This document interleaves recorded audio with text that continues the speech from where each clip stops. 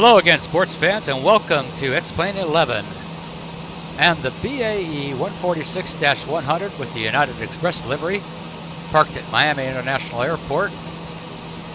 The BAe 146 by Just Flight has just recently been revised with the new FMC. A few other things have been changed on it, and I thought I'd do an actual tutorial on flying the BAe 146 and looking at all the system and features and try to do the best I can to hopefully help some people out that are struggling with this aircraft. This is a study level and requires a lot of reading to fully understand. I'm still working on that, on how to properly fly this bird. So I'm going to do a repeat flight of the last one I did. I believe it was titled Without the Checklist, which isn't exactly true. I do refer to it from time to time, and I will in more detail on this flight. I try to explain as much as I can what I'm doing and why. And this is how I fly the BAe 146. BAe 146.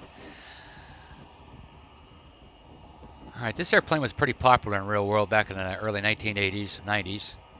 It's a little bit of old school, and that's why I like it. It is a little bit expensive. And let's do this. Let's go ahead and open this door. Walk out here. This door's already open. I'm going to go ahead and close it. Turn around.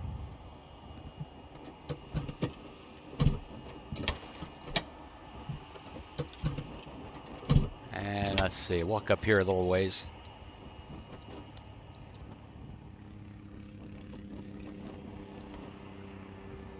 Pretty much start where I left off on the last video. I was coming down the gantry. The aircraft, this will be the first flight of the day, but I'm not going to do the walk around this time. Do that in another video. There are a lot of details on this bird.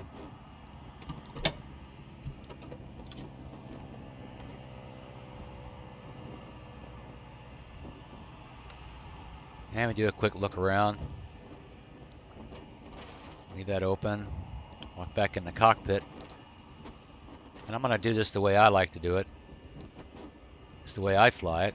First thing I would do is make sure that all the documents are in place, the maintenance logs and insurance papers and such, so that everything's nice and legal. I check the emergency equipment, like the escape ropes, the emergency gear extension. There should be a fire extinguisher around here somewhere, but I don't see it.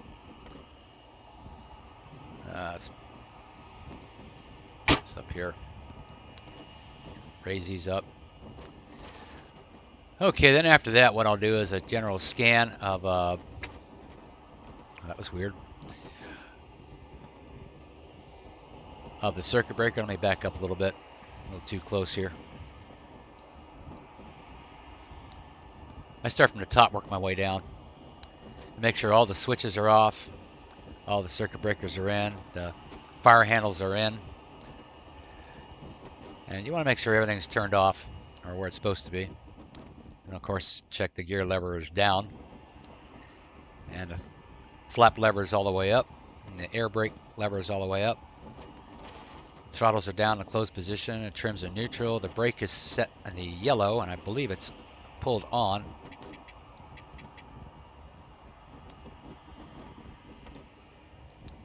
No pressure. Chocks are in place. And when I'm satisfied with all that, then I'll go ahead and jump in the left seat and make sure that the ground power is available before I touch anything else. I'm going to double check up here, make sure the battery's off and all the switches are off. You can check your battery voltage when batteries are not on. Make sure that they're a minimum of 23. Of course, exterior power isn't on yet. That's exterior DC. We're going to have both exterior AC and DC. Fire it up. And I've already got the fuel I need for the flight. This is up to Tampa. It's 55, 58. It's more than enough for that. Go ahead and turn this off. That's the way this works. You just push this button in over here. You want to get rid of it, just do that. And then if you want to go to like your airport, type that in if you've got Navigraph.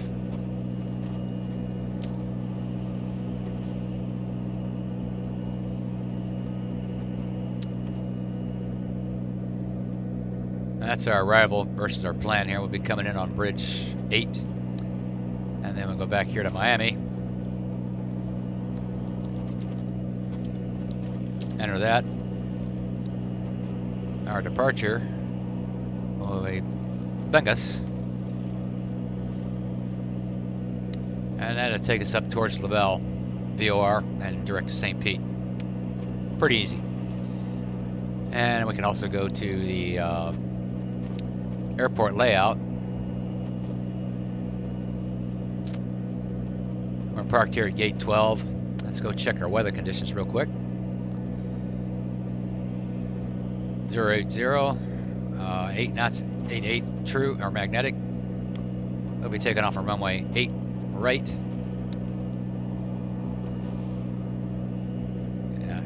We'll taxi down Mike all the way to Mike 1. So use on this side of the airport, this will be used for departures, and this will be used for arrivals. Visual approach, and if it's an ILS, which it won't be. Depends on where you're at. I don't want to taxi all the way over there, so we'll definitely take Mike. Okay, we've got that loud. Let's go and look at Tampa real quick here, and we're going to be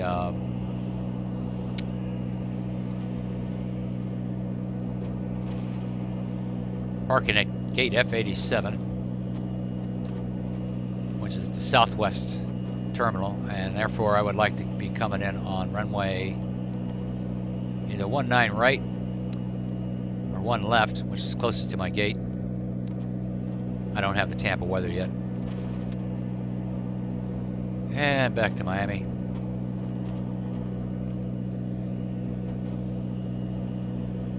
And we'll leave it there.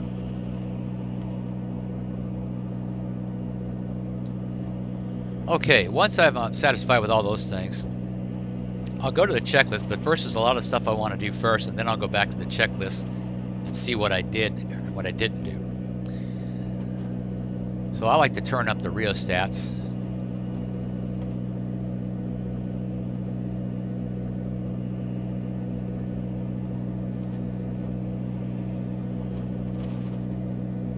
And then go ahead and turn on the battery.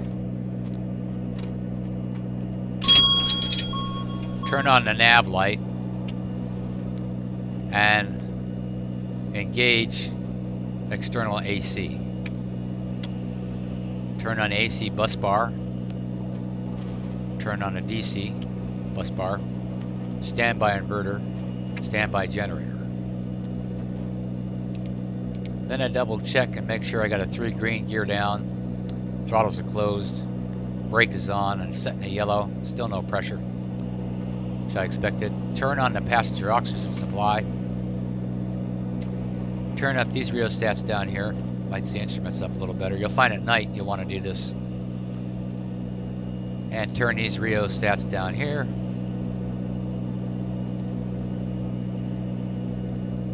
Make sure there's transponders in standby mode. And the trims are neutral except for the aileron.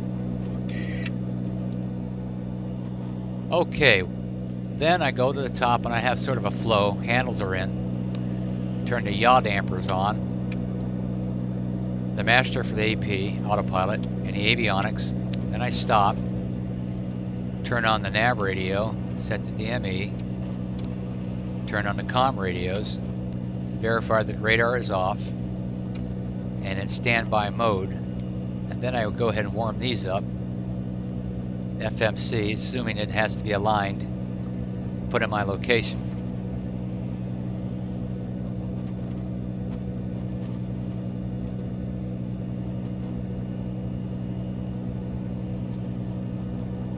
And then put in my destination.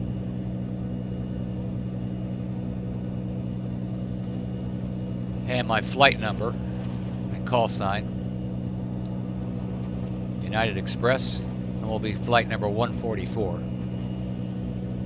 Then I set that down here. Same on this side, it's already filled out. And put that away for now. Assuming that we're aligning that, which I know it already is, but let's just pretend. Then I double check my ground ignition. Today it's going to be flying on my side. I'm the pilot flying, so I'm going to go ignition A.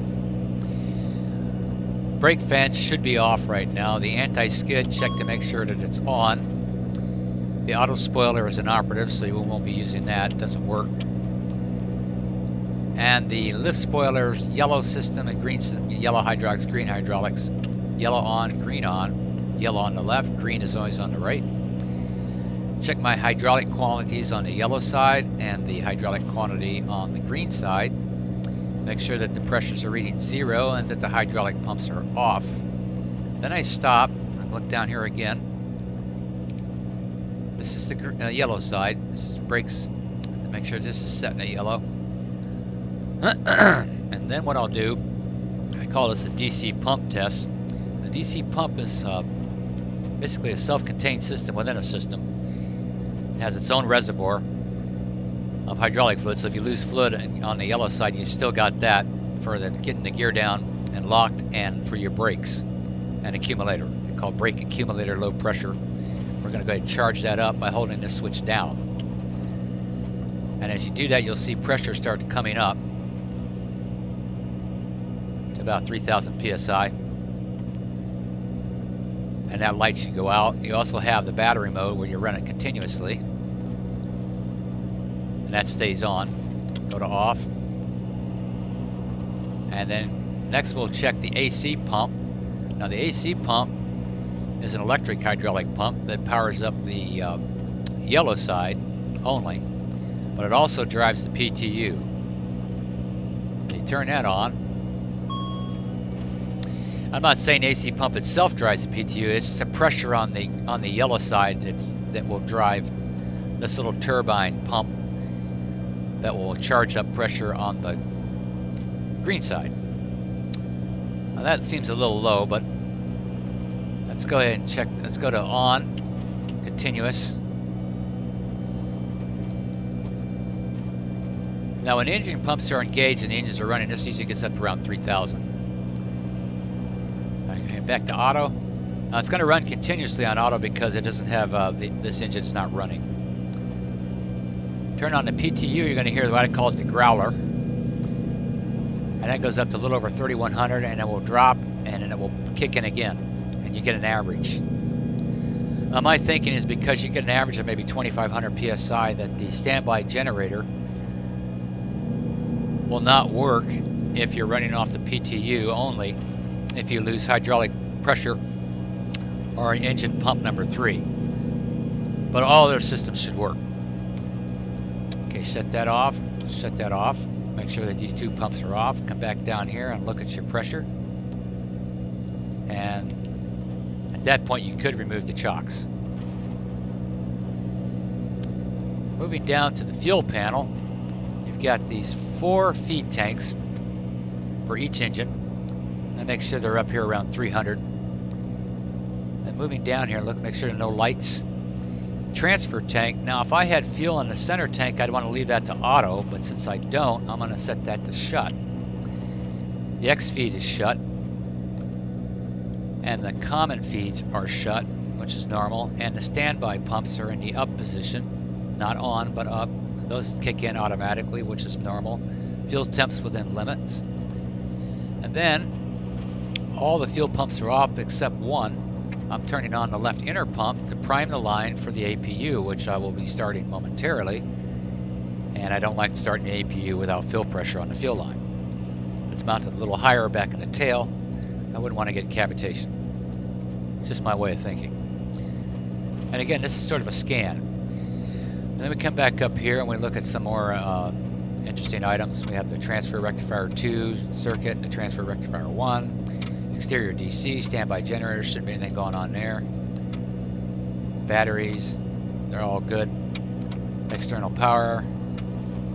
Generator, shouldn't be anything going on there. Until we get to external AC, standby inverter, off. That looks alright. All switches are on. and all generator, engine generator, they're actually engine 1 and 4, and then this is the APU generator, and 2 and 3 is hydraulic. Alright, make sure the engine 1 generator is off, and engine generator number 4 is off. You can go ahead and power up the galley, and put the APU generator in the bullpen. While you're down here, go ahead and turn on your emergency lights, arm your emergency lights, and make sure all your other lights are off. That's the taxi, landing, windshield wipers are off, fasten seatbelt sign, I leave that off. And then here's an interesting one. We call this engine anti-ice. We turn those on. The reason is for engine start. And I was surprised as to the reason why. I figured, well, it might be bad weather. No, well, yeah, there could be. Icing conditions, obviously, you want to have it on if it's been parked for a while. It's to prevent engine stirs. And by turning that on, the bleed air valve that opens up relieves pressure on the high pressure end of the turbine or gas chamber, and you're less likely to get an engine surge if you have those on. So it's a good practice to have those on prior to engine start and operation. That's what the book says. Okay, flight start, that's pretty simple. When you're in the air, you push that button to on. And if you've got at least 6% or better, I believe, on N1 or N2, you should, and if you've hit the continuous ignition, are supposed to kick in automatically. Turn this on. I haven't done that yet. I have to read more up on how that works. It's pretty simple. I saw it done once. That's supposed to be off anyway. Continuous ignition A and B is off.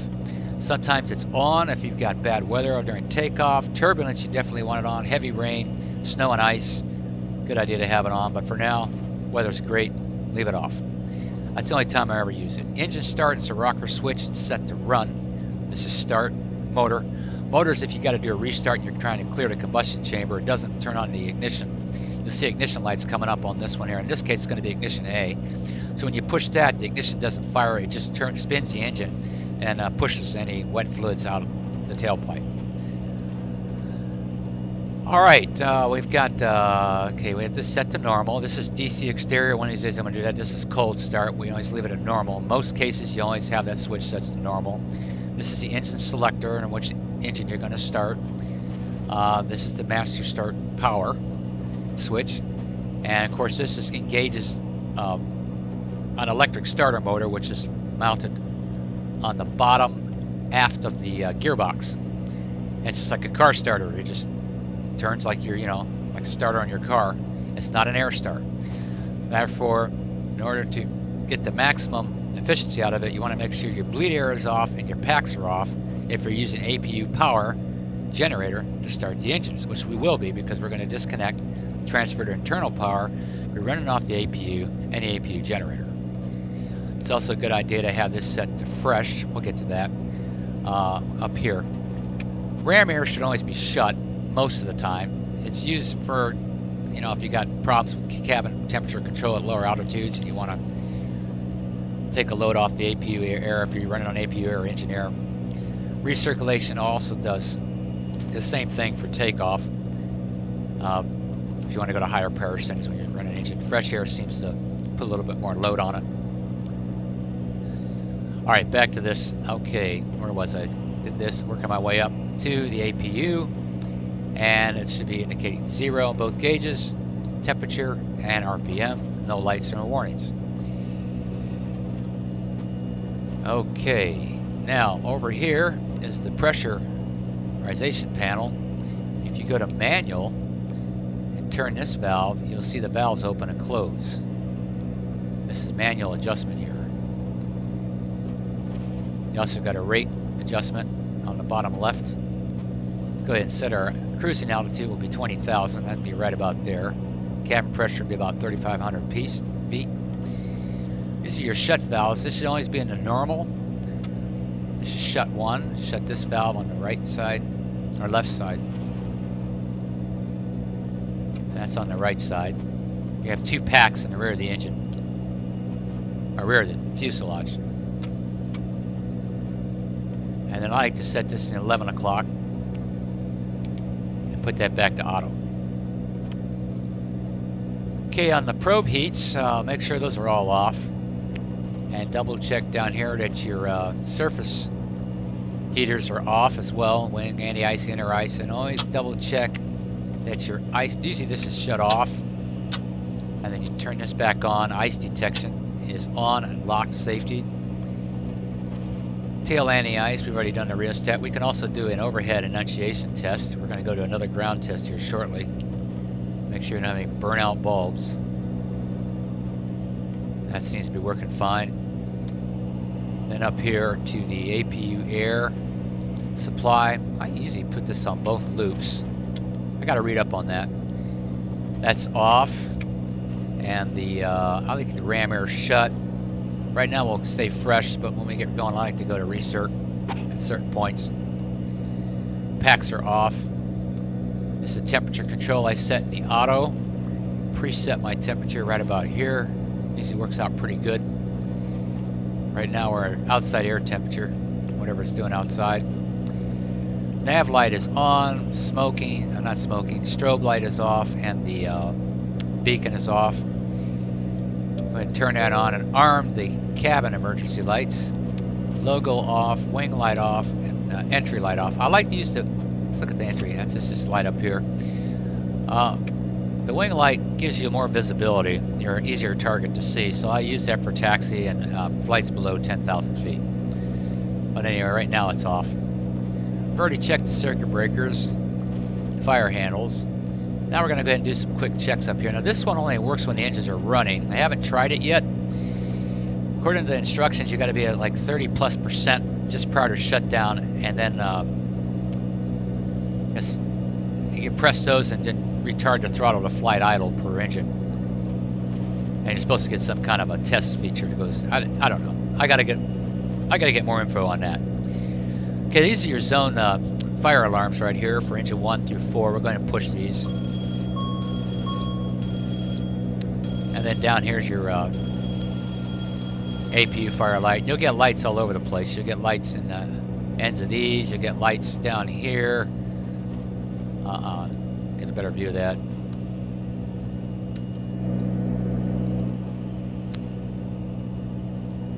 There's little lights that light up down here. You'll get it on the, of course, up here, over here, down here. Let's try it one more time.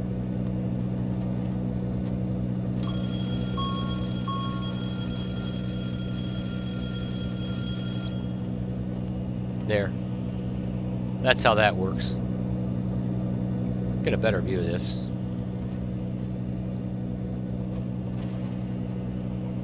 And now the overspeed, I believe an APU has to be running, but I do get a clicking sound when I press it. And then here's an important one. This will light up a bunch of lights. The fire extinguishing system. And you see all the lights go on, indicating. And you got a smoke. You should get an alarm on that. Oh yeah, you do it on the master warning system. Master warning panel. Stall warning, that's pretty loud. Sounds like a Ram or Vulcan 30mm buzz gun. Stick shaker. Loops A and B.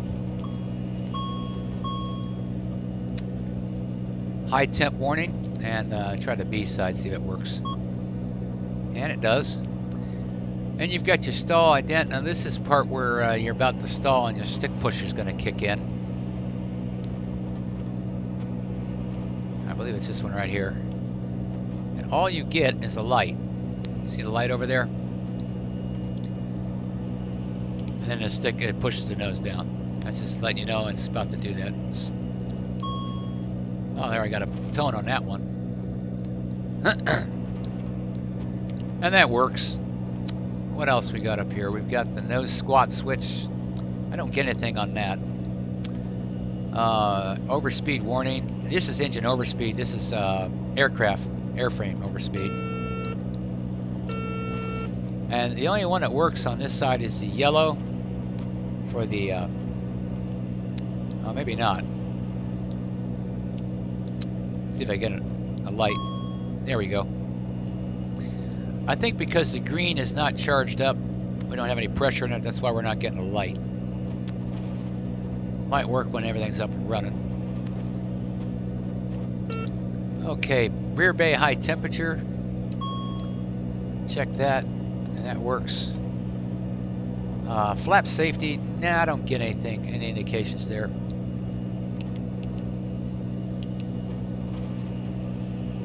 Try that one more time.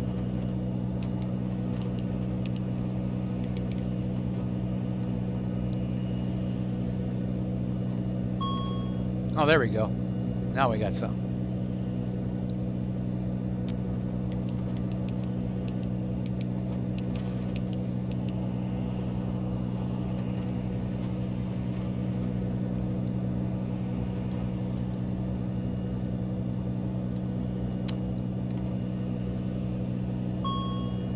Okay, that's the flap yellow.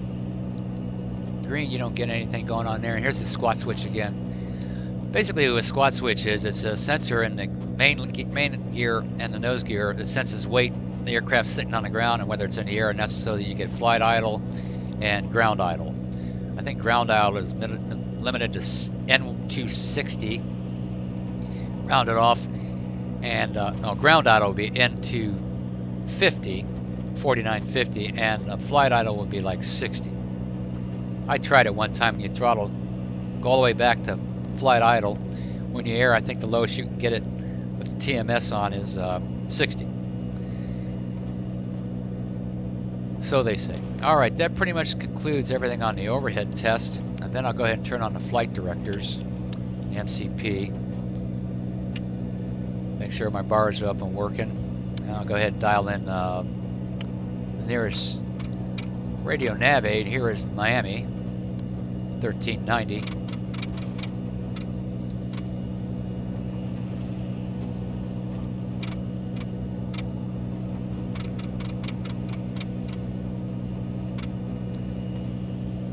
Go ahead and identify it.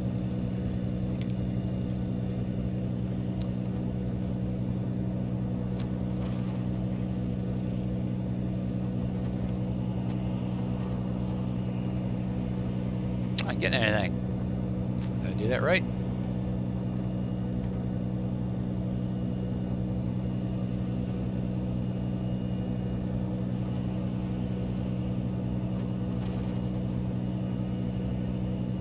Might be 1310.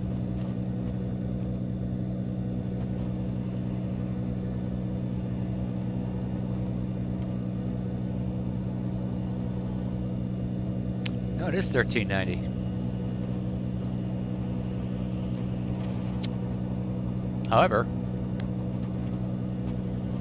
you got to put it up here. Okay, my bad. Check the split. This is on the, it should be in the center, but if I take it over here to nav 1, then everything is coming off of nav this side, my side. The co-pilot side is nav 2. The information is coming from that side, and then back to 0. And then you can go ahead and swing your OBS or HSI, make sure it fully deflects, and it does. I don't see this on the checklist, this procedure, but I highly recommend it if you're an old school guy. You don't forget this. Alright, that seems to be working fine. This departure is maxed out at 6,000 feet. I haven't got clearance to deliver yet, but I'm going to go ahead and preset that. And I'm going to go ahead and dial in St. Petersburg on this radio, 1640.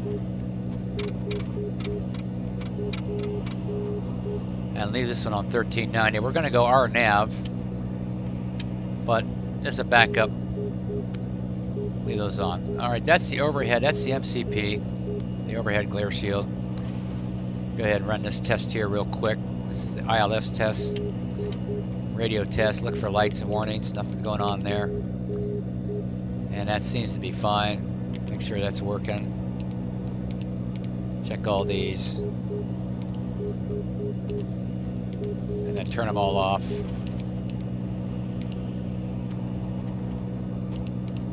Alright, I'm satisfied with that. Another enunciation test, check over here. Engine vibration test. MWS check. I can leave this on. Hold on. Should get an alarm. There she is.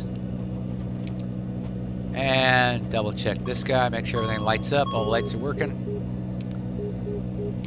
And then real quick, one more enunciation. Almost done.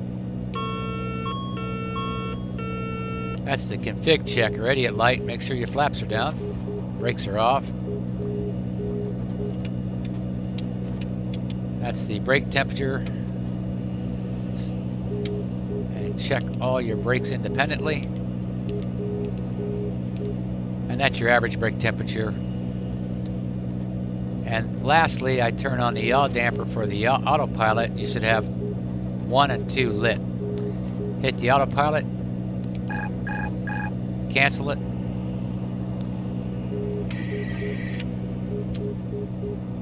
Okay. Shut this thing off. Check the right side. Now, when I think I've done everything I'm supposed to do, I'll go to the checklist and double check it.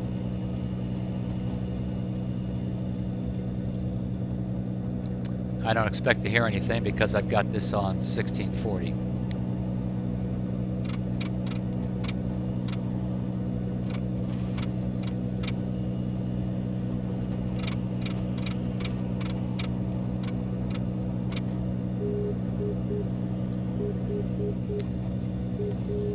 Okay, to make sure I don't need this on, what the heck is this? High frequency?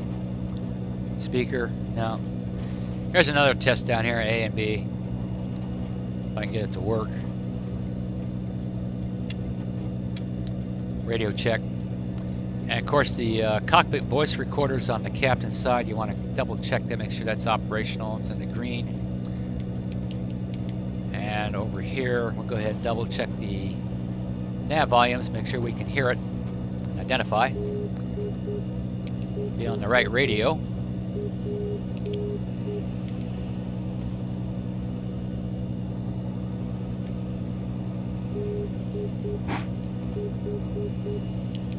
Then up here on the flight data recorder, our date should be the 21st day of October. So it's 11/21. It'll be the first flight of the day. We'll mark that. And we'll be flight number 144.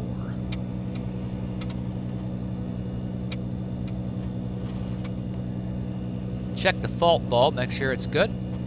And do a little test here. Hold that for a few seconds. If the light doesn't go on, everything's all good on the flight data recorder. Or at least so, that's how I interpret it. Alrighty. Let's see, he's going to be on comp. You're going to be talking on this one. I'll be talking on one. Again, everything kind of works its way from the top down and through the middle.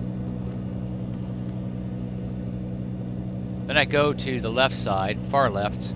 I'll go ahead and check my compass. It's supposed to be slaved. Slew it. It's slaved. Check the stopwatch. In case I got to do a timed approach. Turn that off. Make sure it's set for 0, elapsed time, and it's on the current time. RMI, and there's another test you can do here called an Adf test. I'll do that in a minute. Airspeed's on the 0. This is the ADI test. Make sure both of them are working, the primary and secondary. The HSI and the heading bug. If we're taking off on 8 today, I think their heading is 92. Okay, and then check the, this is a standby compass. Set to norm. The attitude is set to norm.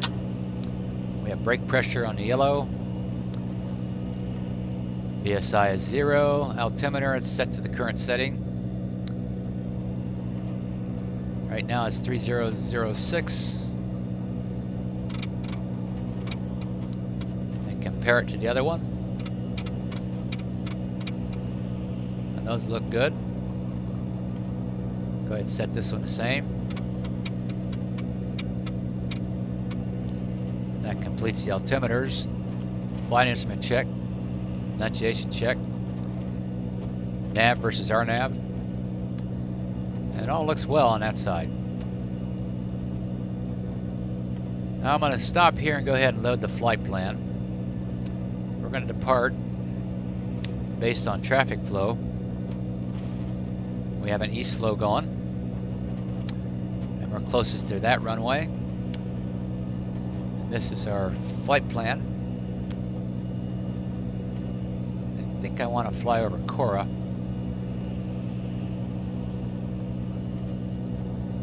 Go to legs. I can always fix that on the arrival. Short flight, it's just up and down. I'm planning 0. Let's check a briefing here. Let's see what the wind's actually doing. Oh, they're predicting, yeah. I'm good.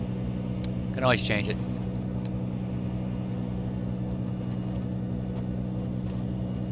I'm not getting nothing there.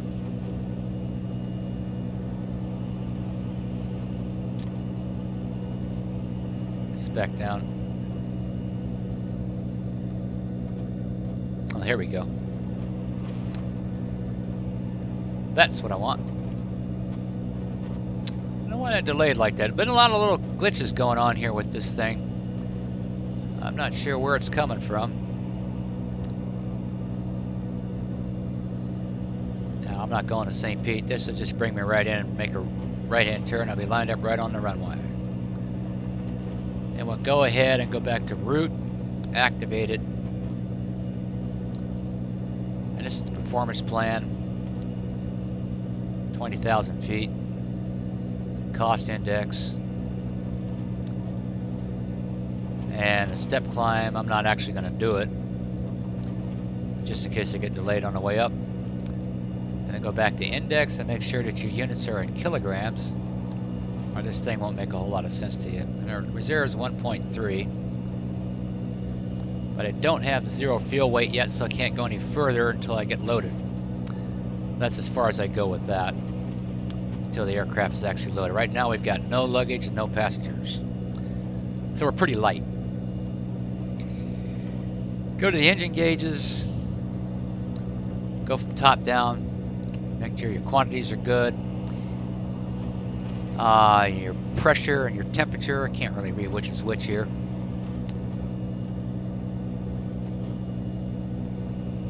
Yeah, this would be your temperature. Make sure this is zeroed out on N1. TGT, turbine gas temperature, is outside temperature is currently showing 27. N2s are zeroed. The fuels are already zeroed, hasn't been flown yet today. And your fuel quantity check matches what your flight plan is and what you ordered to be. It's fueled up about an hour ago. Standby. All lights are on. They're supposed to be on. Flap indicator 0. Engine vibration 0, the roll spoiler 0, gear down, 3 green. And that's correct. Go ahead and power up the TMS, Thrust Modulation System. This is an antique computer. Go ahead and press test. Make sure it's actually working.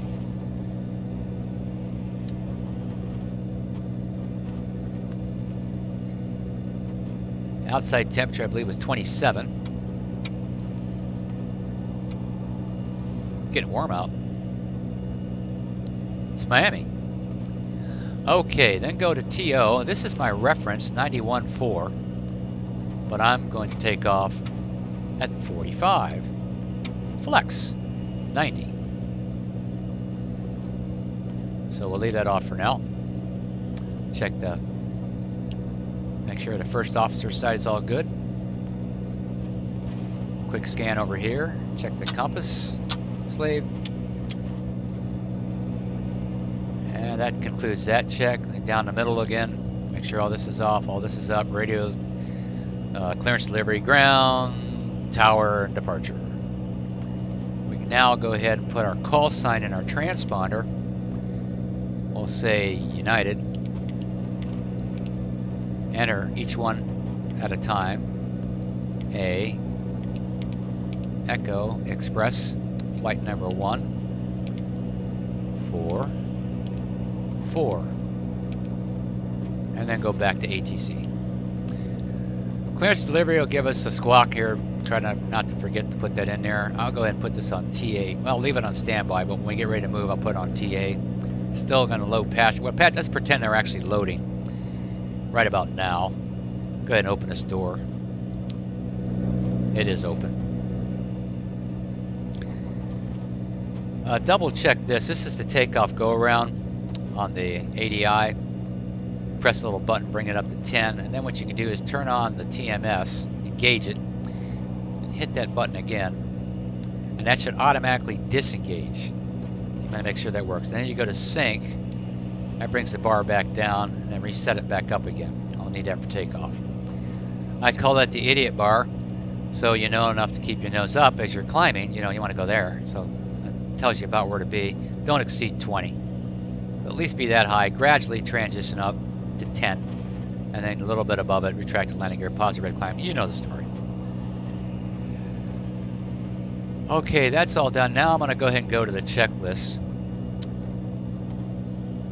And gear lever was down, radar's on standby. You pretty much you'll spot something you missed. The transponder's on standby, the air brakes are in, the flaps are up, the nav light's on, brakes are on and checked, gear down 3 green, brake yellow, park, master switch on, that's the one up there. Anti-skid lift spoilers on, bus ties are auto, standby inverter, yes I armed it, standby generator, yep, generators 1 and 4 are off, APU generator is set on, fire handles were checked in, ground test was the overhead, pushing all those buttons, making noises, that's done. Exterior AC is on, yep, APU air, no, not yet. Master warning system was tested, normal, annunciator test overhead, across the board, all annunciations are done. Cabin emergency lights are armed. Air conditioning is preset. DC pump test brakes are charged. Good. Over here, flight date to check AC pump PTU on. We did that. We checked the thrust levers. You checked the pump. I did a little demonstration on that deal. And continuous ignition is off. Engine anti-ice is on. Correction, on. Heaters are off. Wing tail ice and tail ice and ice protection or ice detection is on. All others are off. Engine air is off. Flight deck emergency lights are armed. Control disconnect handles down here, the red little guys, that's these, are in. Yaw dampers, both top and bottom, are on. Autopilot was on, then turned off and checked gun. So you look at the checklist and you see everything you did, and whatever you didn't do is usually going to stick out like a sore thumb. What have I not done? Safety exterior, that was done by the first officers, just now done with that.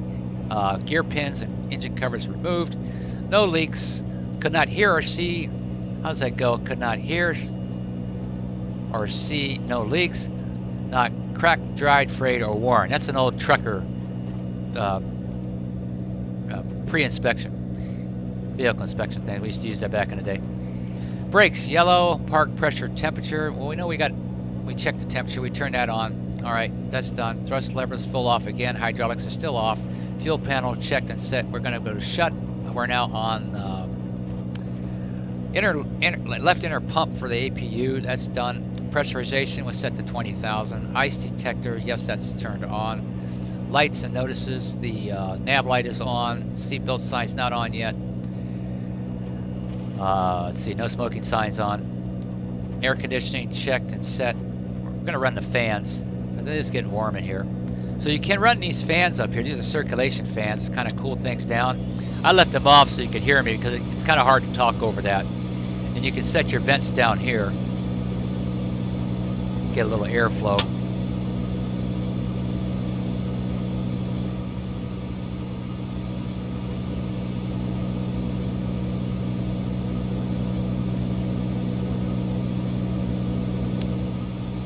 All right, let's say that's done basically. Fasten seatbelt signs, not yet. Flow meters were zeroed. Fuel contents, we got plenty. Flight data recorder was checked. The nav aids, area navs were set. Miami and St. Petersburg.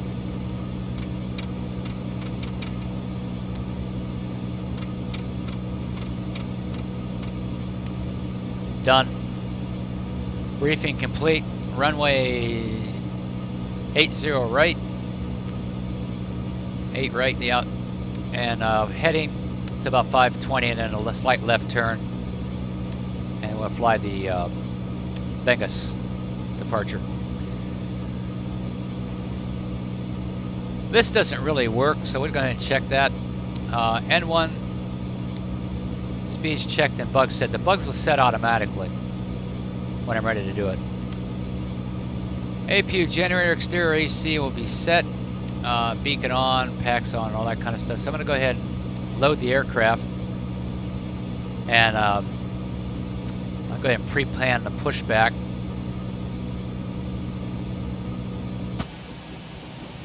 Round to cockpit, plan acknowledged. Call me through the menu when you are ready.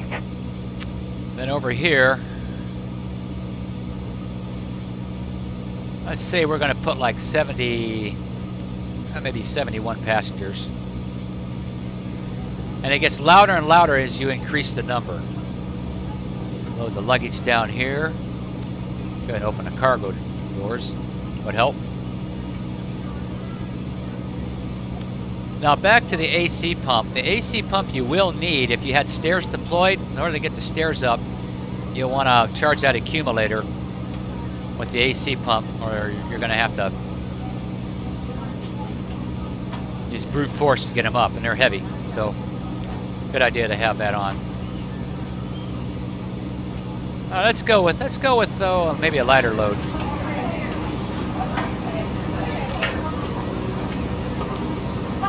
Let's go with 64. Close that door. And go ahead and close this door as we're loading. Close that, remove the chocks, double check your brake pressure. Start up the APU.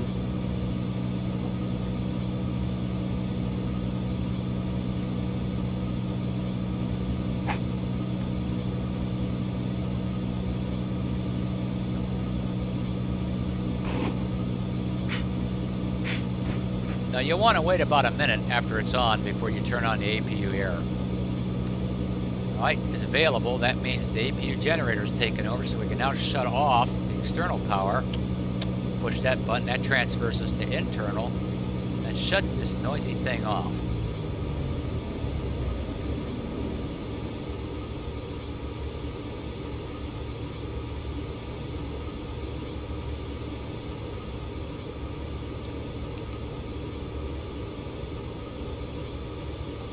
Alright, now I turn on the fasten seatbelt sign, and we're going to get rid of this this thing here. If I turn on the, sometimes it goes, sometimes it doesn't. Turn on the rotating beacon and the wing inspection light. Nothing happens, so I guess I have to release the brake for that to go away. That's okay. Tampa's different. Better pushback. Let's go ahead and get the shot on the road. Cockpit, tow is driving up. And now we can take from our load sheet, enter this information here to get a 0 fuel weight, go to the next page, take off, go to our flap setting, which is going to be 18, normal, sometimes 24, but this time 18. There's our V speeds. Go ahead and mark those, set those down over here, and then go over here and select 18, 34.8 grounds off, and turn this on for a second, and it marks everything. Now reference, I'm going to go 91 on this side, nearest to me. That's what it was if I was going to go, what is it, 27? 92.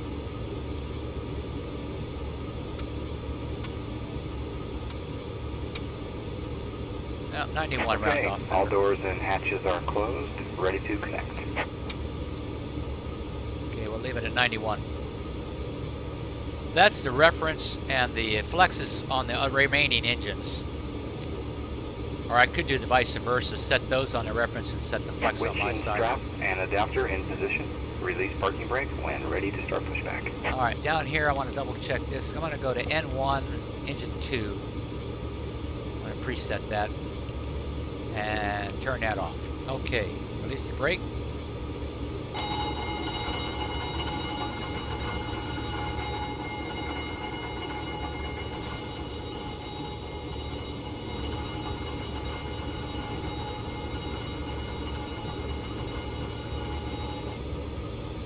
Go ahead and turn on the APU air and the packs. Double check make sure it's all working. And you may start engines.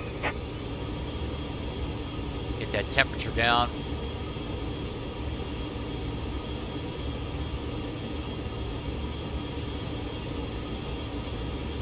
Oh, it's really getting hot. going to hold off on the start. Cool this thing off. Well, now everybody should be secure. They better be. We're leaving. And our squawk frequency will be 4415. And we're going to go to 6,000 feet.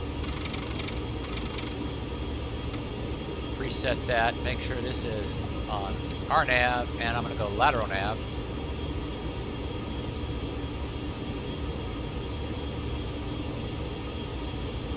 What's our temperature now? That's better. Go ahead and shut the packs off.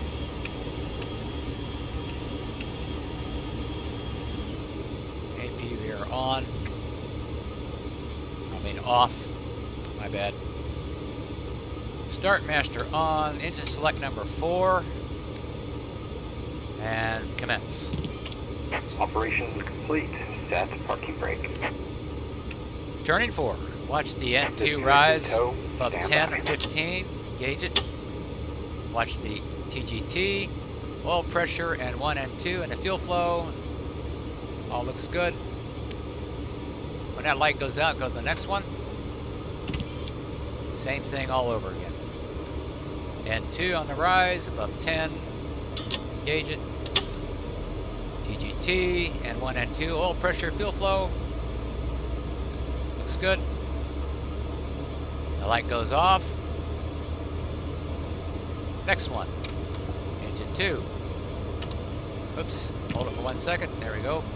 Tow is disconnected and bypassed and has been removed. Hand signal will be on the right. We'll see you next time and have a great flight. TGT, and 1, oil pressure, and 2, fuel flow.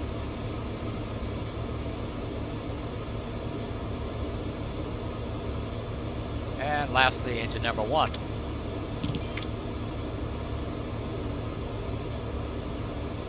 Pressure in 1, TGT and 2, and ready to go. Ground idle.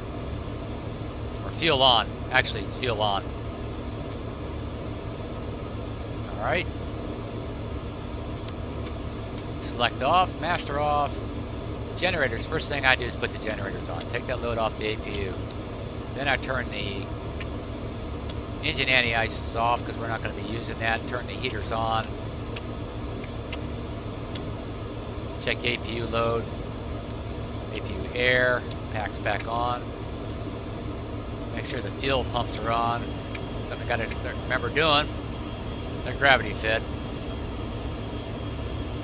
Engine 2 pump, engine 3 pump. Check the pressures. And then I turn on the AC pump to auto. PTU's on. And the auto brake fans are in auto. Press them twice.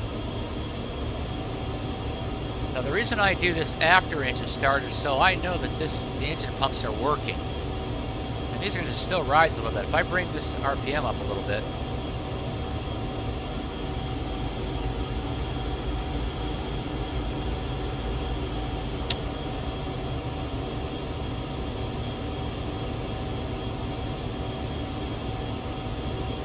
Yellow side's a little lower than the green side. Alright, so that takes care of that. Now let's go to the checklist. Go ahead and release the brake. Bring the flaps down. Double check our trim, 3.7 like always. Put you right about there. Then we'll do another config test. We'll check our flight controls, make sure they're free and clear. Back and forth, right rudder, left rudder. You can see the roll spoilers when you go this way, that way on the control wheel. Check the config. No lights, do a recall. No lights. The only thing you should have down here is the brake fans on auto. And then check the checklist real quick. We did that. Beacon on. Packs APU are off. Engine, we did that. AC pump on. This is where I don't do that. Leave that off. Don't do that until after the engine is started up. Fuel pumps on. Should have done that. I forgot. Start power to normal. We did this, we did all this. And after start, make sure that's in the norm set. Start selector master off. Engine anti-ice as required. We don't need it. Generators are on. I always hit those first. Brake fans on auto. Hydraulics are on and check. Heaters are on. APU air as required. Packs, yep. That's already preset. We'll turn that on and when we get back on the road. Well engaged. The power is on, but it's not engaged. Doors are locked and closed. Ground equipment was removed. Transponder as required. Okay, here's another check you can do. Look at this right here. I tap these brakes, that goes up. I go down here and select green. Tap them again, the green side works. So that works. Get that out of the way. Flaps are selected, and flight instruments, we check those. Flight director as required. It's going to be on 6,000 LNAV. I'll control the heading. Trims are set, 3.7. Config was checked at that nav aids. Transponders on, yep. Turn transponder to TA. Will not be using that. Cabin is secure. Radar as required. It's on standby. AC pump is now on. The lights and strobes are on. Well, the strobe's not. TMS is set. Controls are checked, and we checked that already. We know we're going to do that when we get out there. Hopefully we won't forget. And let's get out of here. Flow. Still flowing east.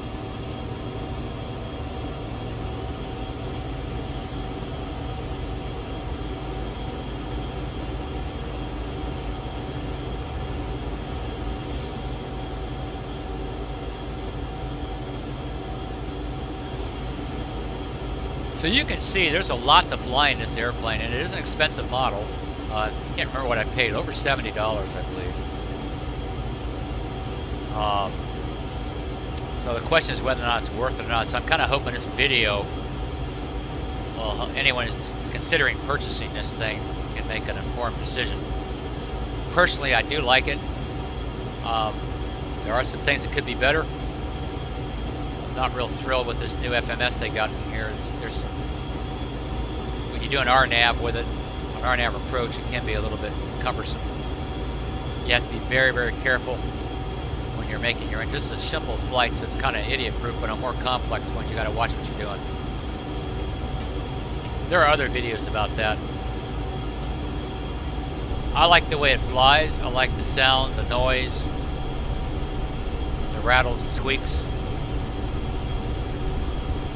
Of course, I'm using XP Realistic. Active Sky for better ground handling. SkyMax Pro for weather rendering. Traffic Global. For traffic. I am running this in Vulkan.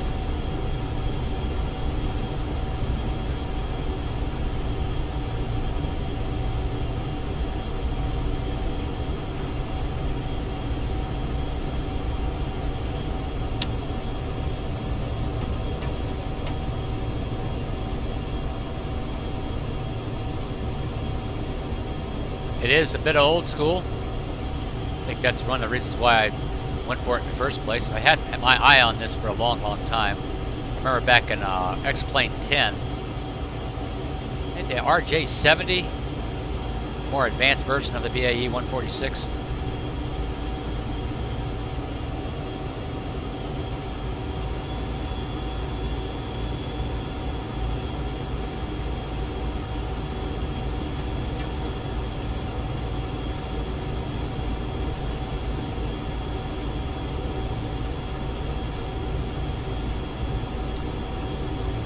Okay, let's stop here. It looks like we have a conflict.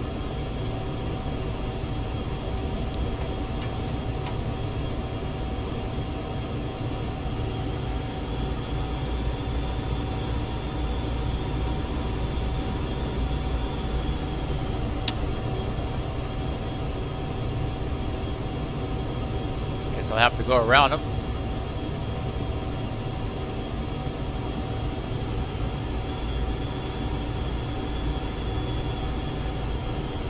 Only an X-plane.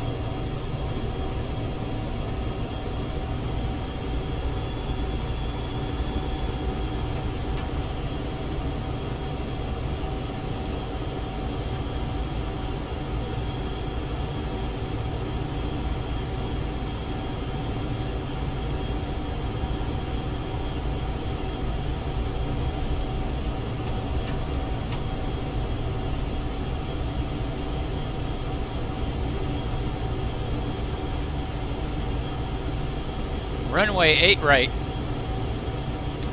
And it will be left turns, radar vectors.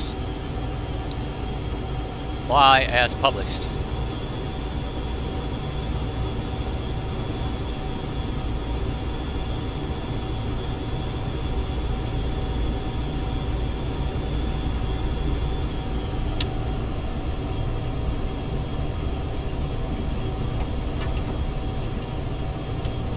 Also remember to have the taxi lights on and the turn-off lights on. That's probably why I had that conflict there. The guy didn't see me coming.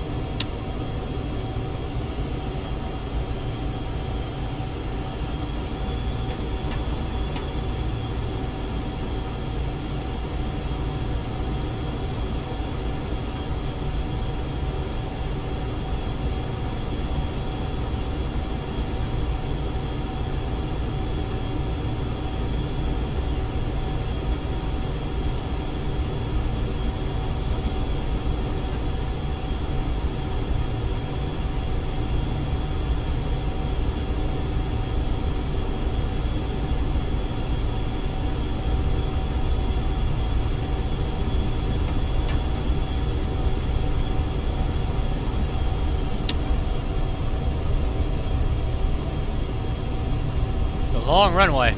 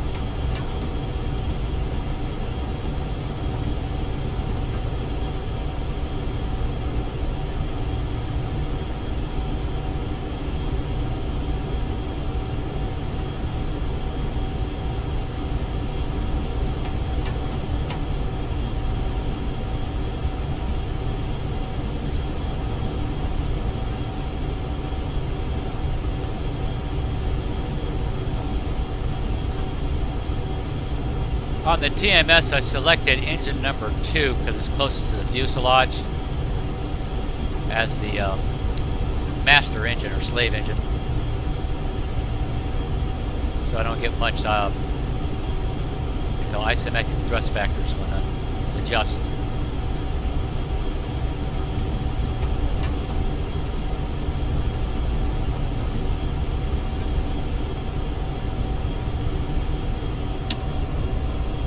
Man, that's a long taxi.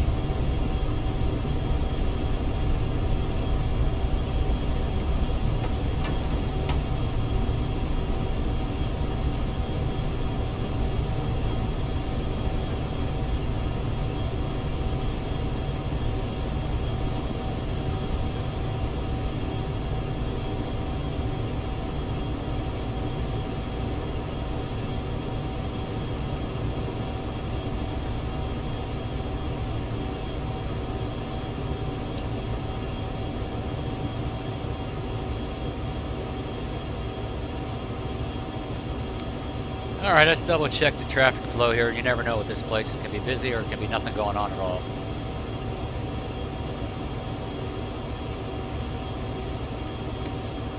Okay. Now, since I'm flying alone, I'm going to go ahead and set this up in advance. Strobe on, landing lights on, transponder on, all the way. TMS. Yeah, let's taxi out there first. Flap set, trim set, seatbelt sign on, cabin secured, line and wait.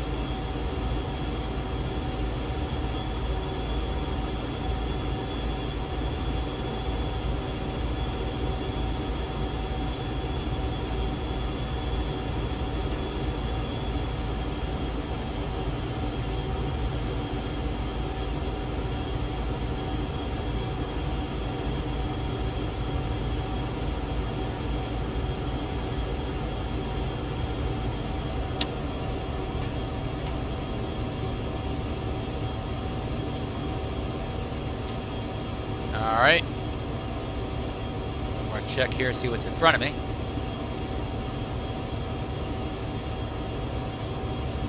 Okay. Now we go ahead and turn on the TMS. Confirm. Start the clock. Clear for takeoff. Power up gradual. Check. Advance, 60. Takeoff thrust. TMS sets takeoff.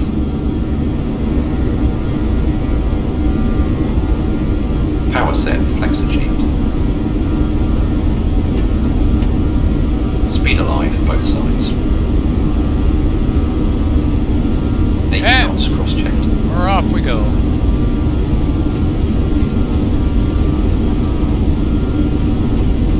V1. Rotate. Up we go. V2.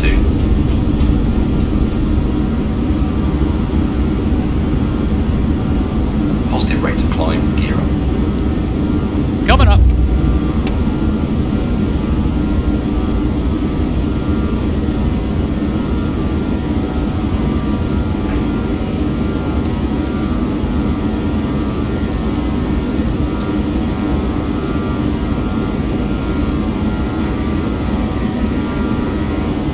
Let her have it.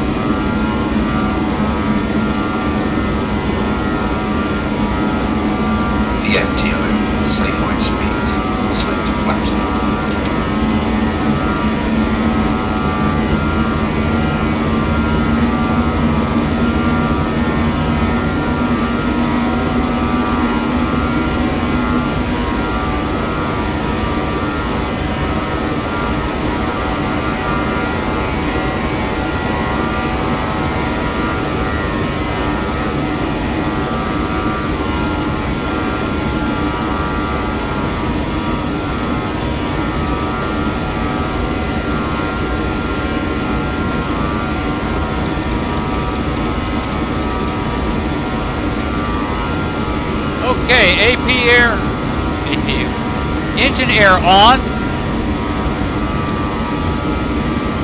Check pressure, make sure it's good. Go ahead and turn the APU air off.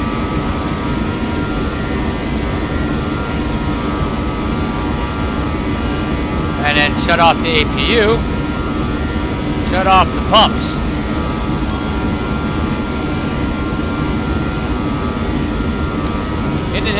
Indicated airspeed will be 250 knots, close enough.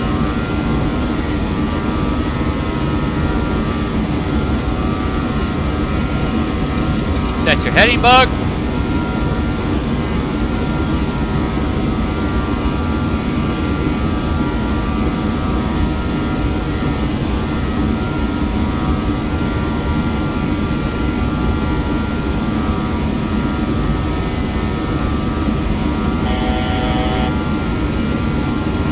Go ahead and get your clearance to 20,000.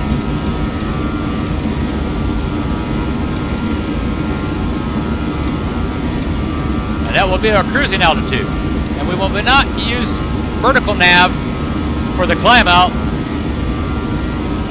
Use that for the descent because I want to maintain 250 all the way to 20,000 feet.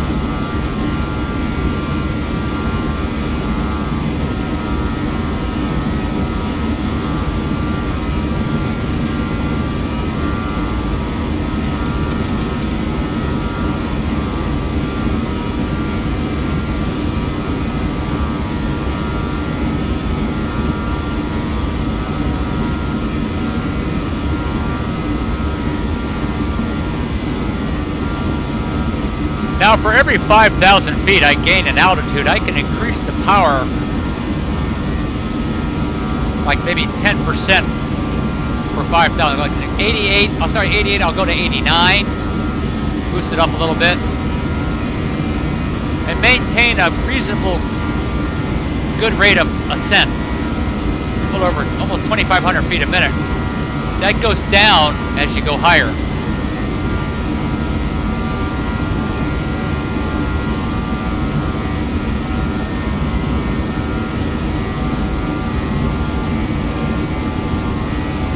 Okay, 10,000 foot checklist, lights off. Seatbelt sign, discretionary, off.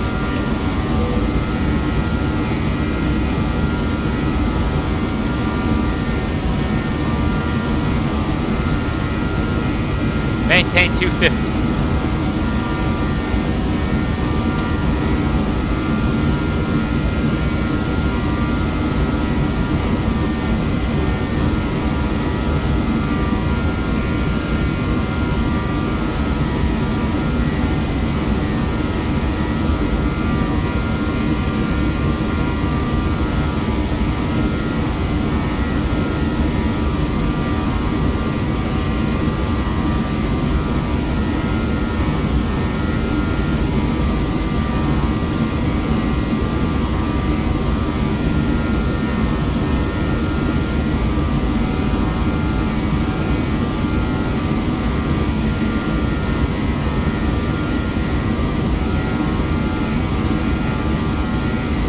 A little bit of a light chop here, 13,000.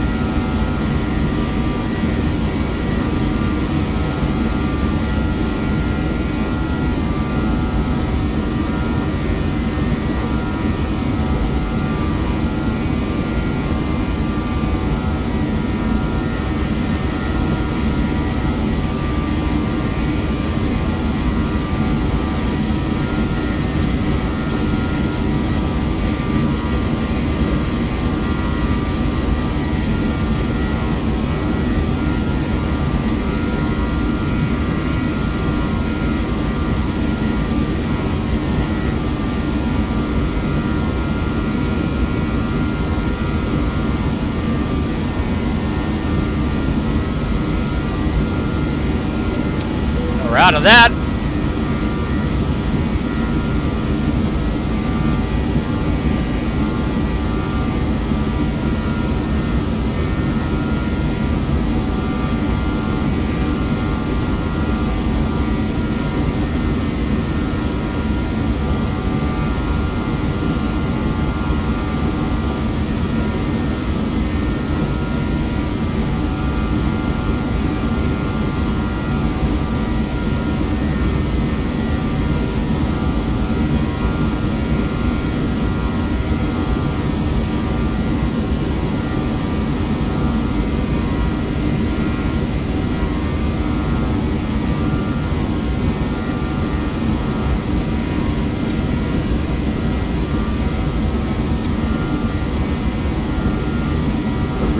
Briefing from your current position to Kilo, Mike, India, Alpha, 2, Kilo, Tango, Papa, Alpha. No SIGMITs active for your route of flight. No AirMITs active for your route of flight. Current weather conditions. Kilo, Oscar, Papa, Foxtrot. Wind, 0, 88 at 8. Visibility, 1, 0. Sky condition, 2,300. Scattered. Ceiling, 4,500. Broken. Ceiling, 1,3,000. Broken. Temperature, 27. Dew point, 22. Altimeter, 3006. For the destination, at your estimated arrival time. Wind, 077 at 10. Gusting 215. Visibility, 10. Sky condition, ceiling, 9,500.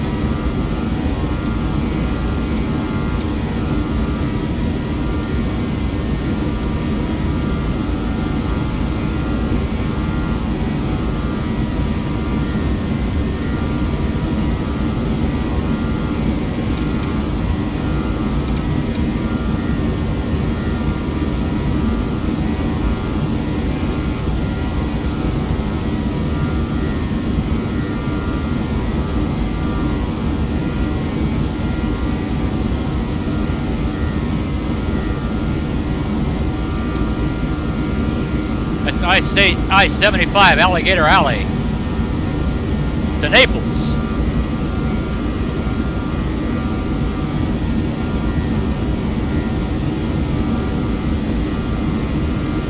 Approaching altitude.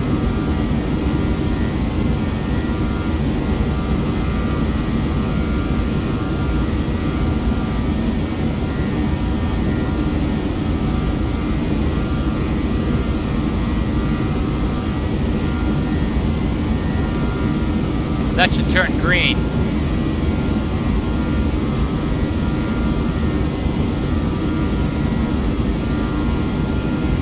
There it is. Cruise about 280 knots, indicated.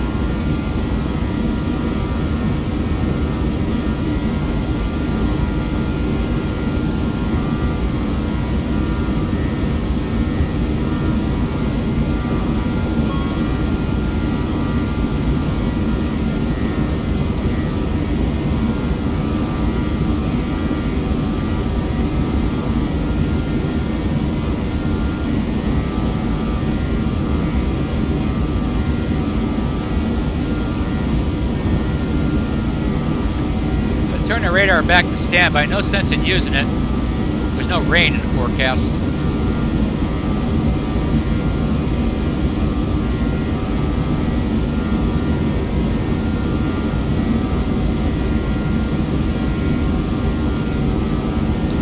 Okay, we're approaching my dot speed at 280 knots. I'm going to bring this back to about 82.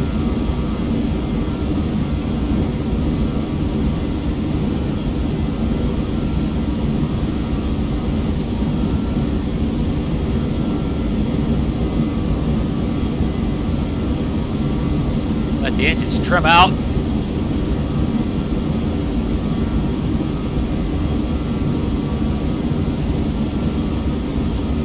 Yeah, maybe 83 and a half.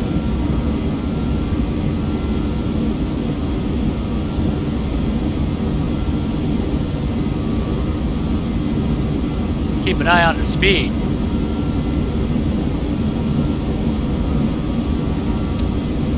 Let's see how we're doing.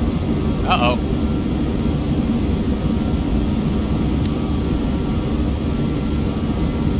3.8. Not bad.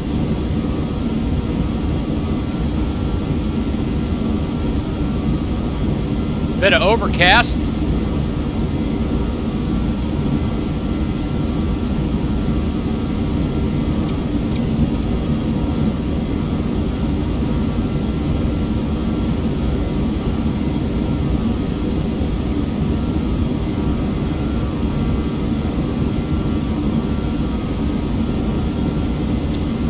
We'll leave N1 at 84 and see how she does on that. Speed up just a little bit.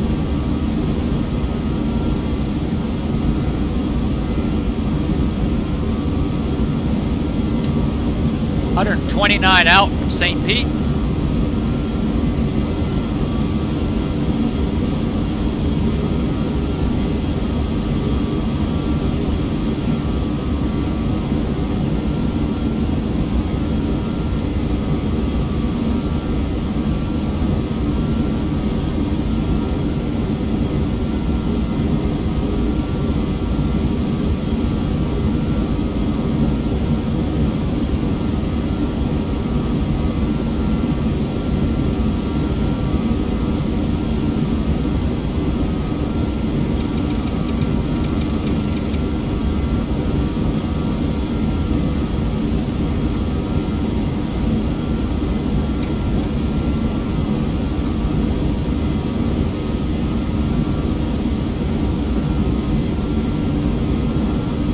Doing okay at this weight and altitude at N1 82 or 84.3, 84.2. Let's check N2.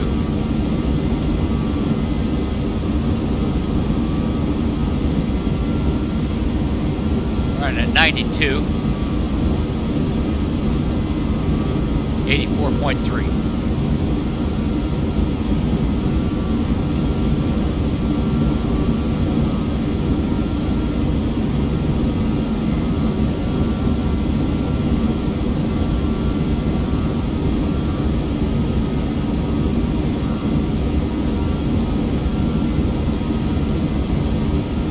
We're almost there.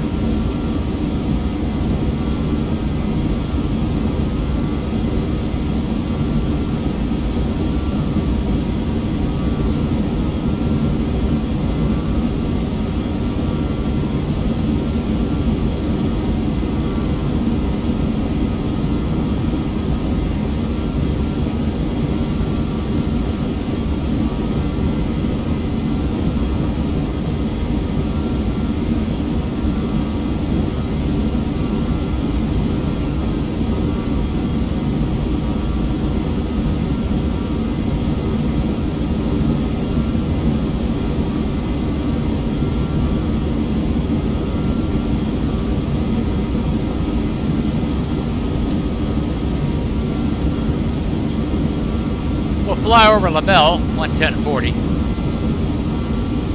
on the 312 over bridge at about 11,000 feet, 250 knots.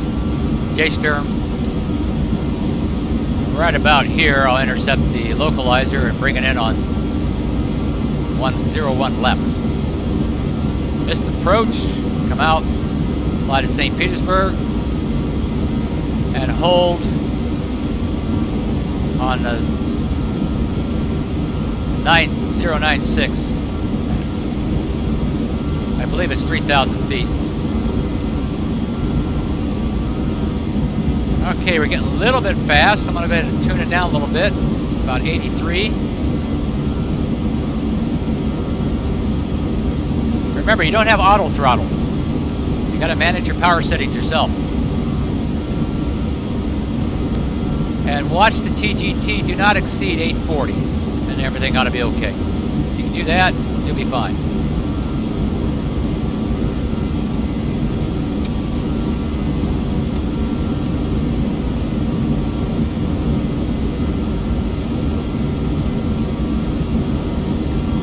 Try not to exceed 295 or 300, even though you're below the candy cane at any altitude. Below 26,000. Because what happens when you start getting fast, they won't be able to hold the altitude. It'll start to climb.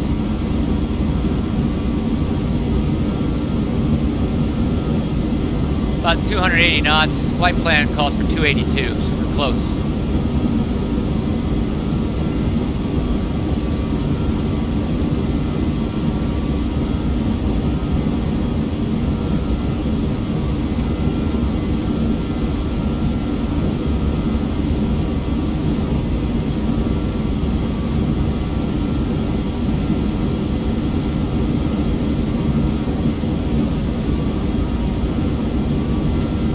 We got 23 miles to go to our top of descent. So go ahead and start securing the cameras and get ready for our descent.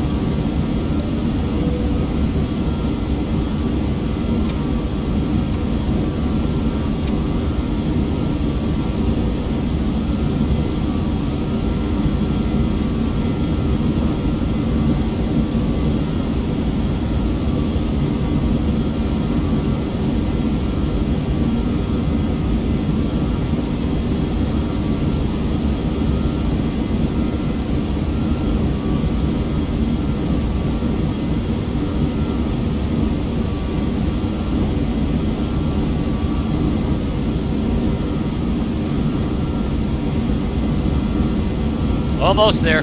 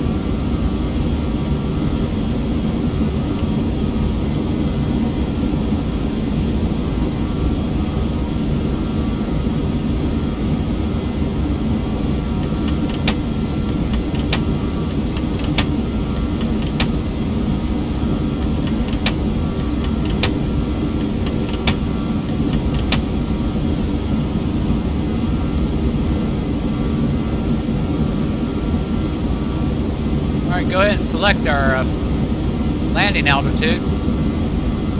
That's about sea level. We set our MCP to 2700, that's our minimum.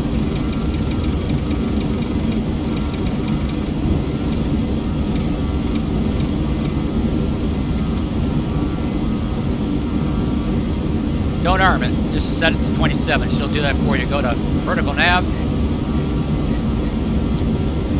Power back to about 70, 75.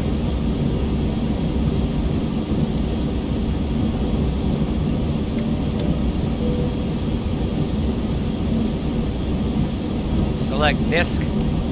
That gives you minimum N2, which is 60 with anti-ice off. Wing ice, I think you get 63 with engine anti-ice and wing ice, or engine anti-ice alone, you get 67 minimum N2. But I try to maintain no less than 80 down here, so I don't have any cabin pressurization issues, climate control issues, and if I need to use anti-ice. Maintain 80 or above, you'll be okay. And down we go. Okay, let's go ahead and get some information in here.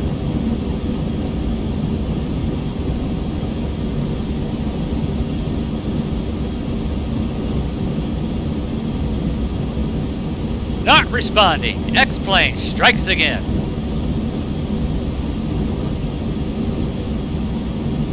And we wait.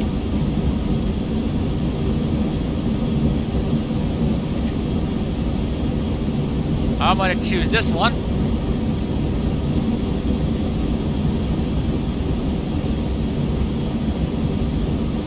Go ahead and set the speed bug for 33.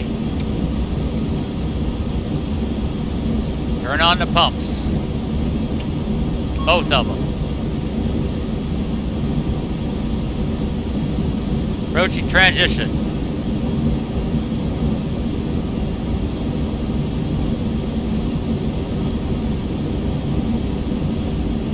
Altimeter 3014.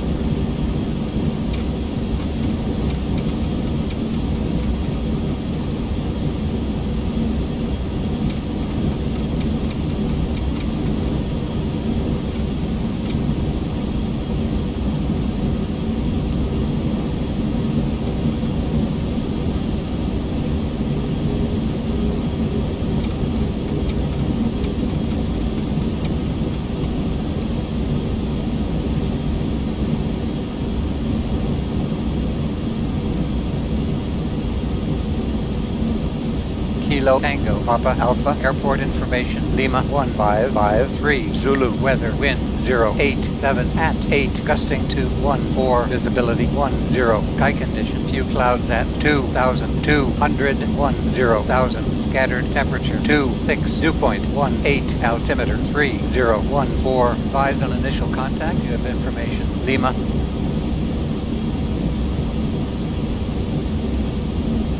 Kilo Tango Papa Alpha Airport Information Lima 1553 Zulu Weather Wind 087 at 8 gusting to 14. Try to get her speed down to 250 on this approach.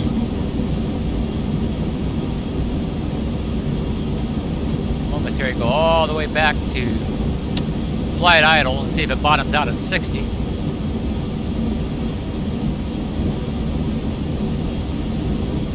What would happen if I did this? Bumps it up to 67. See that? It works.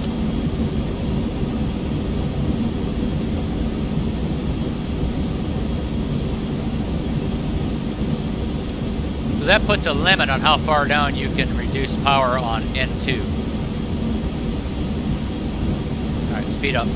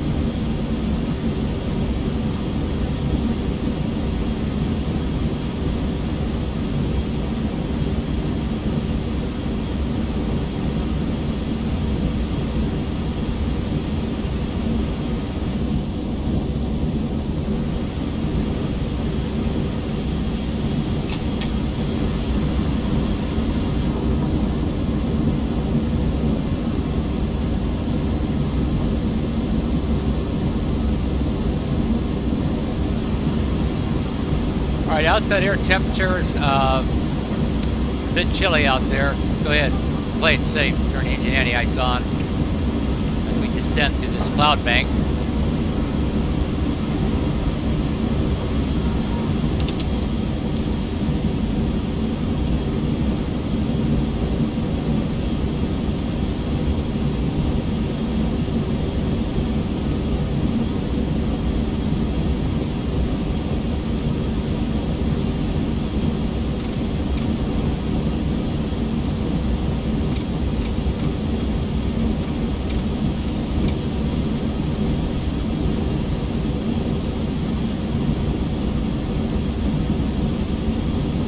All that was done.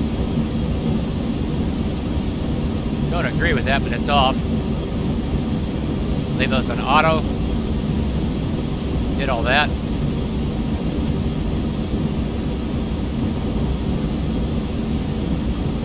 Running engine anti-ice. Plugs are set. Altimeters are set.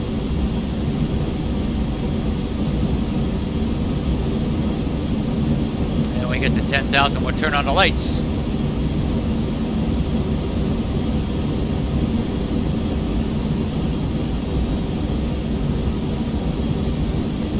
Slowing to 250.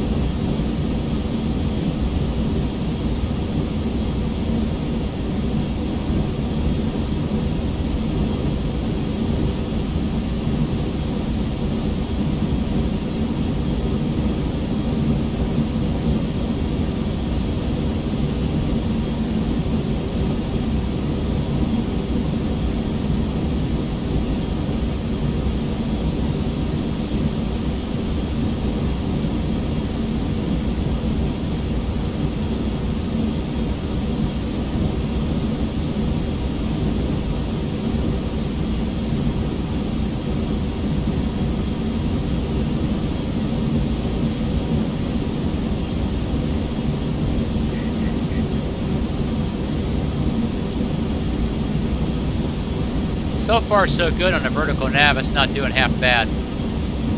Okay, between 11 and 10,000. I'm gonna go ahead and warm this guy up. APU coming on.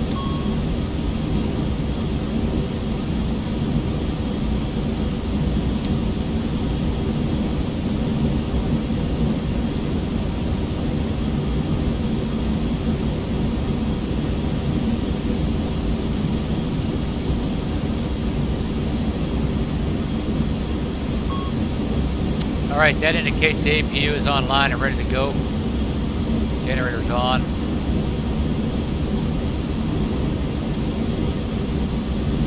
And I'm waiting on that temperature, outside temperature, to get at or above 10 before I shut off the engine anti-ice.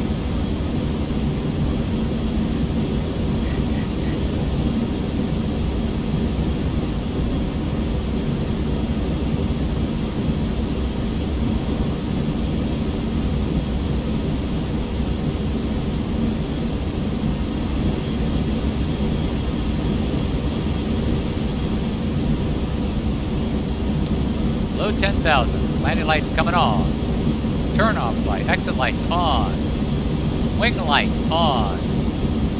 Let's go. Getting secure. We're gonna land.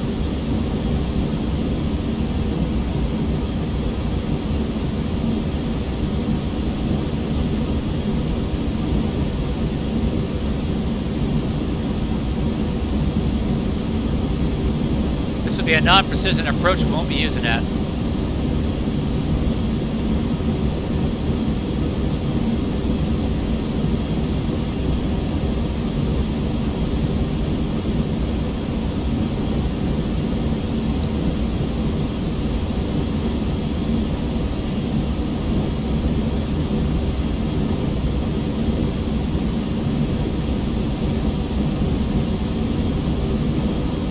Okay, APU air on. Check load. Engine air off.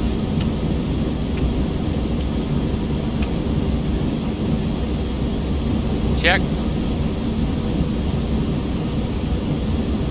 And we're done with this. Check. Lights and notices on. Cabin secure, we're getting fast. Slow down.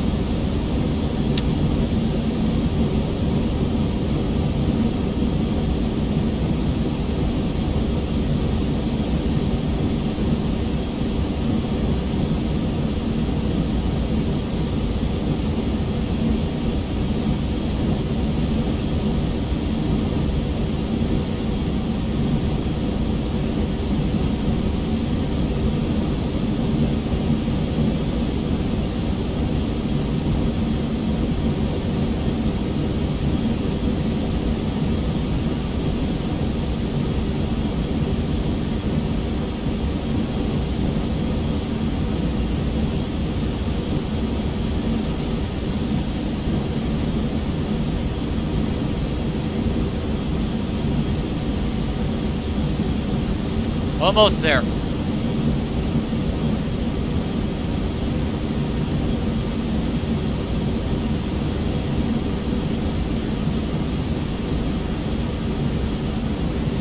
It's not to scale. Maintain about 230 knots.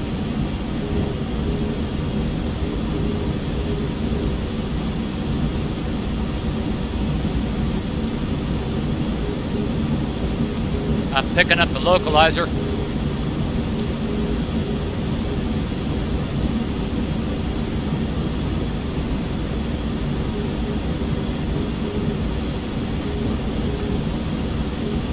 Let's go to heading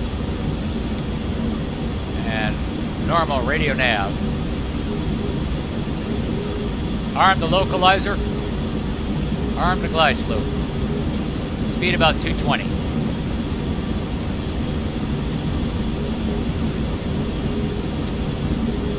Maintain vertical speed.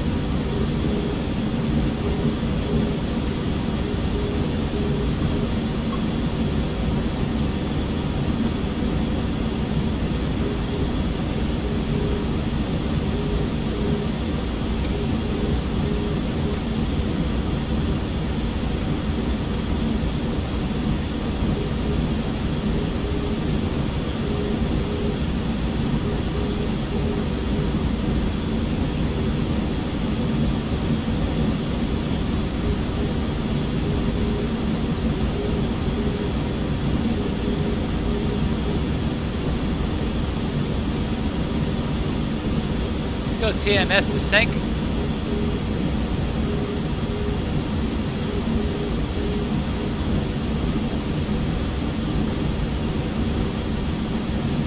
Now the way I disconnect the TMS is I hit the go around when I get down about 1,000 feet. Voice lights armed. Check. Speed 220.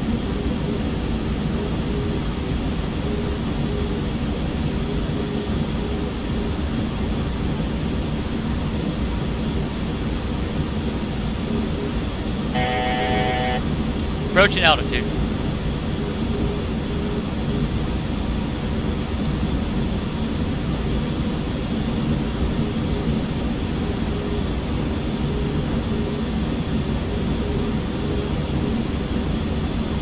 Here it comes. Captured. Turning right.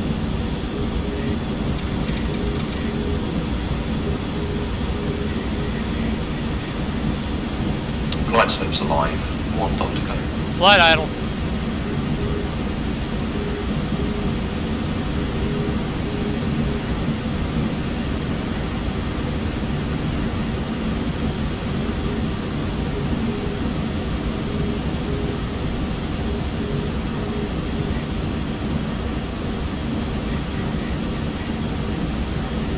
Speed checked below 205. Select flaps 18. Check.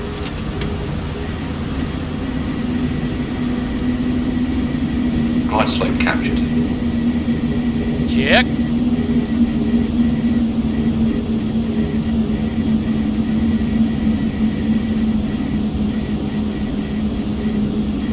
established on the ILS. Yep.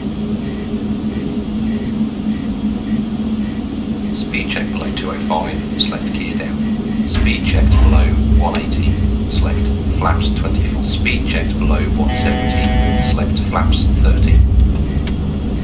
Power up.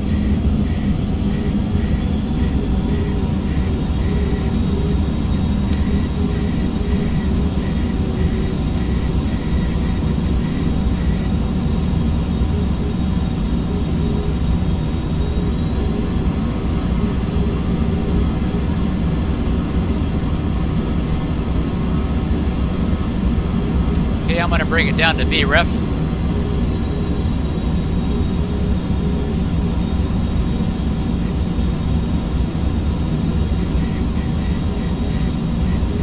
Speed check below 145, select flap 33. Coming down.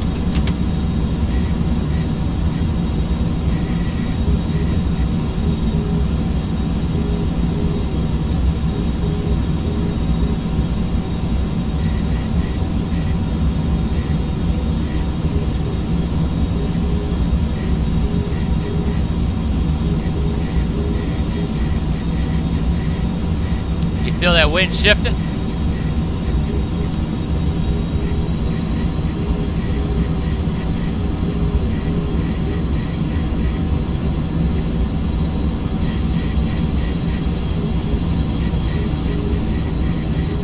Have happy lights in sight.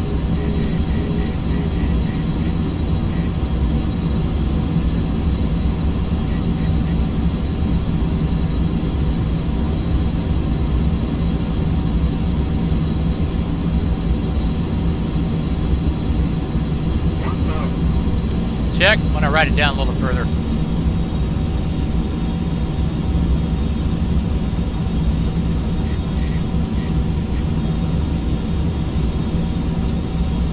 And we're clear to land.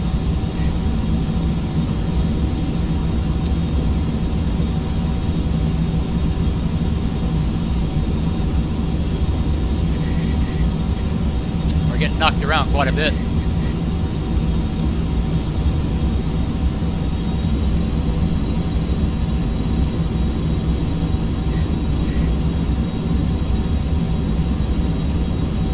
TMS autopilot disconnect. Autopilot disconnected.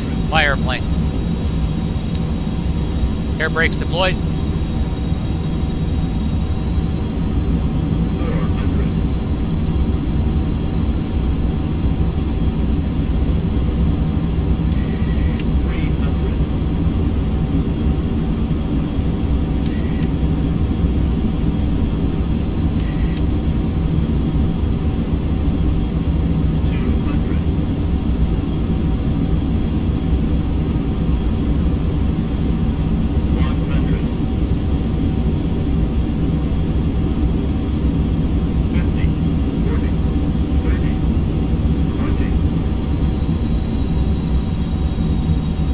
Nice and easy.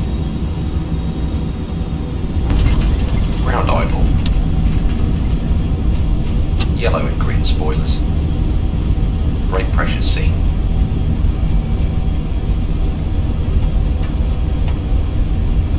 knots. I don't want to work the brakes too hard. 60 knots. Catch the next one.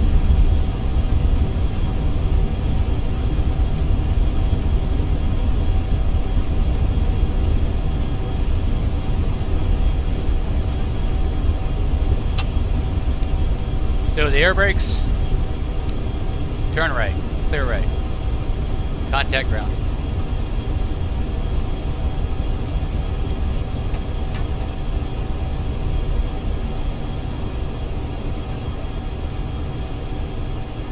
Okay, clean it up.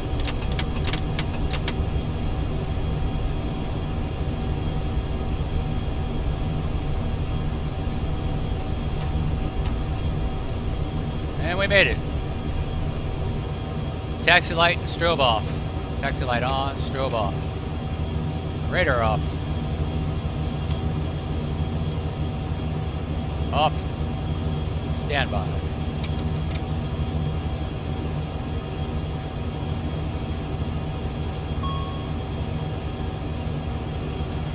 Okay, before you shut down the engines, I like to shut down the outboards when I got the APU generator running.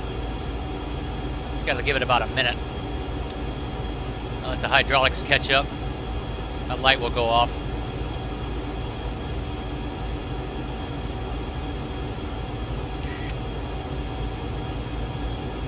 A little bit of gust there, a lot of wind.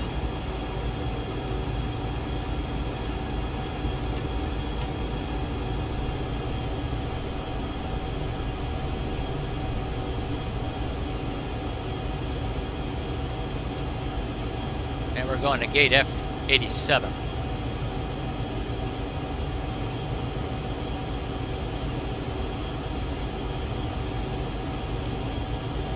A little bit long on the landing, but I've decided to play it safe on that one. I got a lot of runway.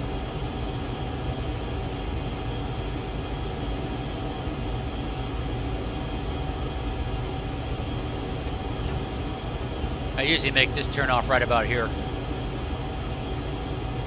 Gust to 14.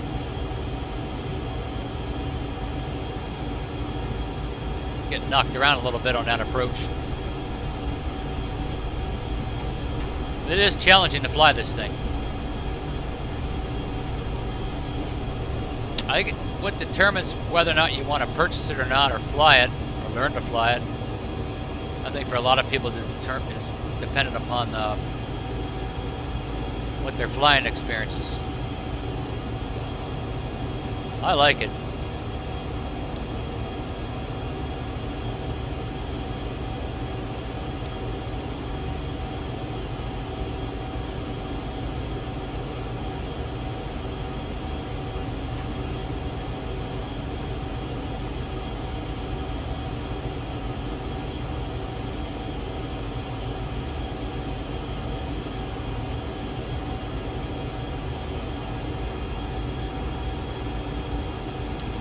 Okay, now let's do this. Let's go ahead.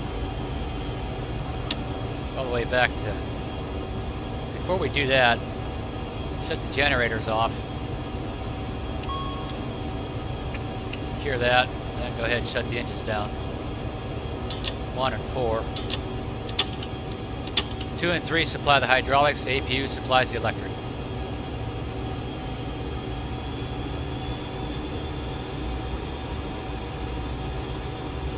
We're going to leave that on because we don't want the food to get cold. Sometimes I shut that off. Shut down the fuel tanks we're not using.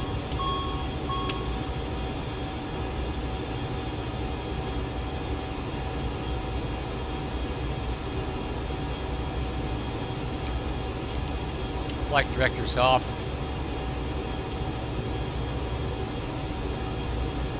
Radar and transponder off for standby.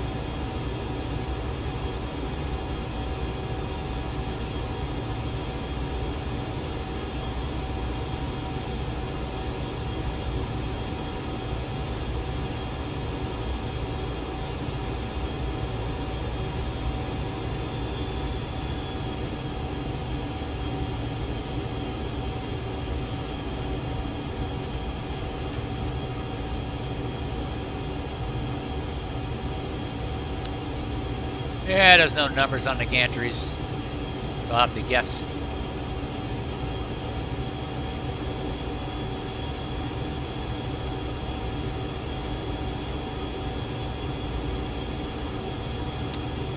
I think it's the one with the dotted line.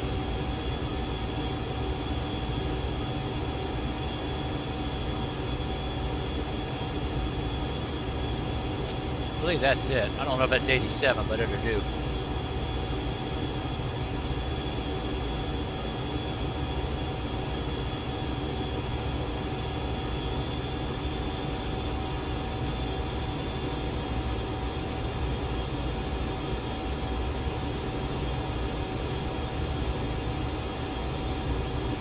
Oh, I found it.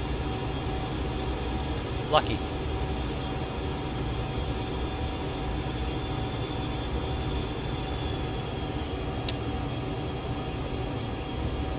And we have a marshaller.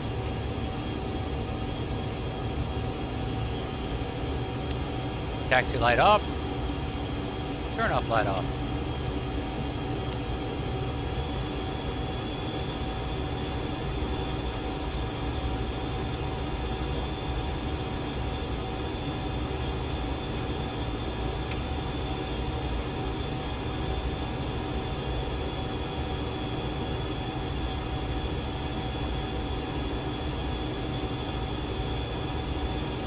says an auto gate. It might work. Oh, there's a number, F87.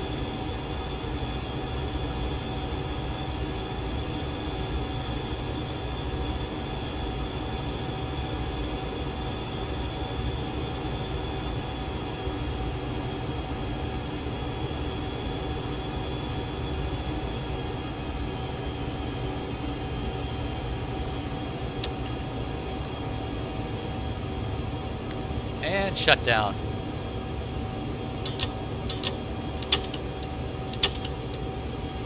Oh, forgot to shut the hydraulics off. Supposed to do that first. That's alright. Keep beacon off. Seatbelt sign off. Heaters off.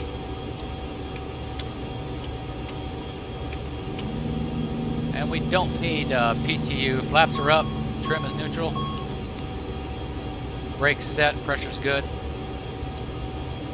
We can shut this off. Shut this off, leave the brake fans on. We don't need this. We don't need this, leave that on. We don't need that. Done with that, go to ground power. Chocks is set, ground power, doors open. Make sure pressurization is zeroed out, it is. Cargo doors are open. Wing light is off. We can go ahead and shut that off. All this stuff here. Leave the nav on. Fans on. APU and packs off. And we have external power. Turn off the APU generator. Check the load. Shut the APU off. And what else? We'll leave that on shut. Off, off, off, off, off. Secure this. Go ahead and turn this back to the off position, the ice detect, lock it.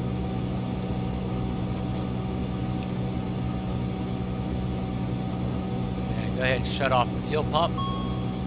Hydraulics off, generators off. AC pump, PTU off. We don't need the AC pump.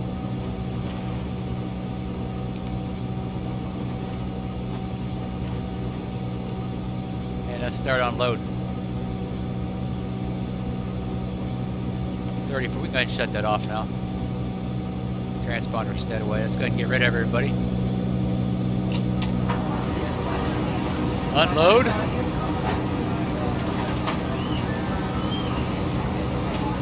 Our payload. Bye-bye, everybody. Thank you for flying with us.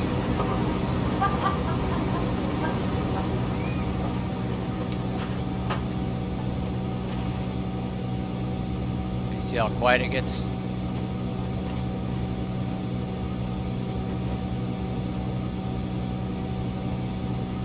Alright, that part's done. We'll close these doors.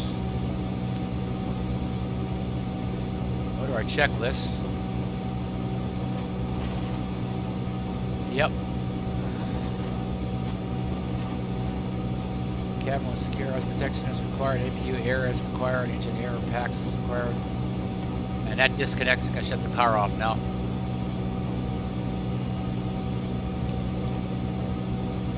Alright. Secure, flaps up, lights and strobes. Off, TMS is off, radar is off, standby, transponder, standby. As required. As required, air conditioning, we're on fans only. Off on external power. That's done. Taxi lights are off. Pressurization, yep. Hydraulics. Gotta remember to shut those off first. Thrust levers full cut off. Fasten seat belts off. Brake fans. Go ahead and turn those off now. It's cold enough. Engine anti-ice. They like to have that turned on for the next startup. Heaters are off, ice detection is off, beacons off, air conditioning is off right now. Fans only. I'm going to shut those off. I'm going to turn off the nav light because we're getting out of here. Put these back where they were. this. I don't need that. Make sure you remember to shut off the oxygen supply before you leave. Check pressure goes on. Master switch is off. First, shut off the radios.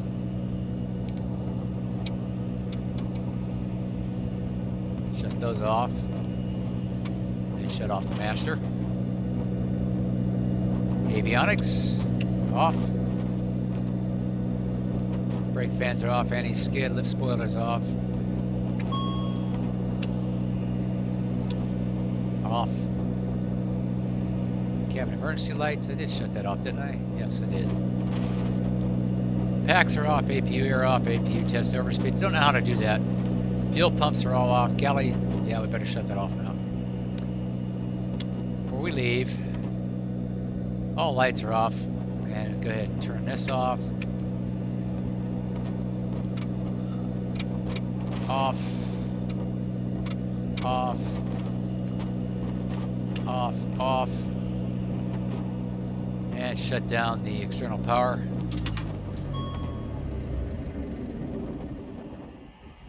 That's pretty much it. Well, there it is, folks. That's the way I fly it.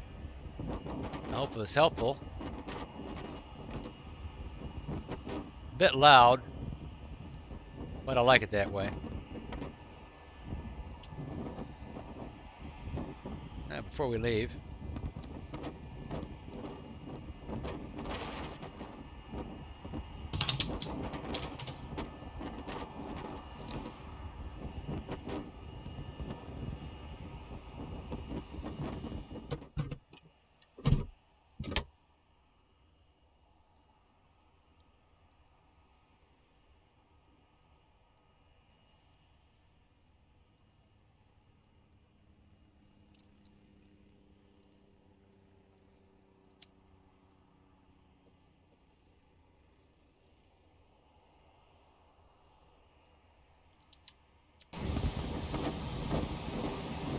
and there it is, folks. By Just Flight, the BAe 146-100. They have the 200 and the 300. I like the 100. I like this livery, so I'm going to stick with it for a while. Get familiar with it. Anyway, that's the way I fly the Just Flight BAe 146 with the checklist with a few modifications. And I think the more you read about it, the more you study, the more things you'll discover it does, it doesn't do.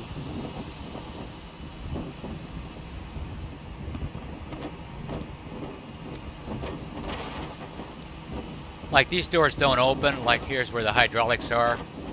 You can't open these from the outside. But it really has a lot of detail, a tremendous amount of detail. They even have the fire access panel shown in there.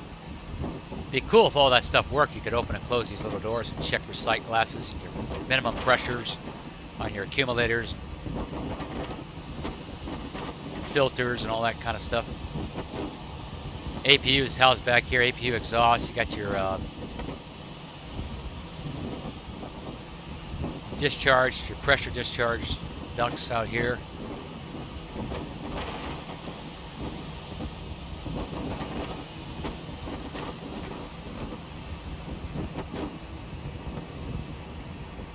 Angle of attack, pitot, angle of attack and pitot, both sides, alternate static source, radar dome. I think it's really cool. I think they did a good job on it for the most part. As for the price, I can't really say. But if you like study level, I definitely recommend it, because it's certainly that. X-Plane has been releasing one after another. They're getting better and better. On these third parties anyway. A lot of them need to catch up. The ones that were released in the past, they need to get caught up because they're just getting a little more sophisticated each time. More details. Better textures. The more I fly this thing, the more I like it. Now the past videos are just more or less just me getting a feel for it. making a lot of mistakes. Probably still made a lot in this one too. That's why I've recorded these so I can look at them, go back to the manuals, go back to other publications on the BAe 146 systems mostly. Little by little, as I get more familiar with the systems and how to test these things, I'm going to probably do more tutorials on that. Maybe do a DC start, exterior start, maybe do an in-flight fuel balance. Engine to the extreme, maybe have an engine fire, emergency procedures. Anyway, folks, until then, I'll see you on the next one, and thanks for watching. See ya.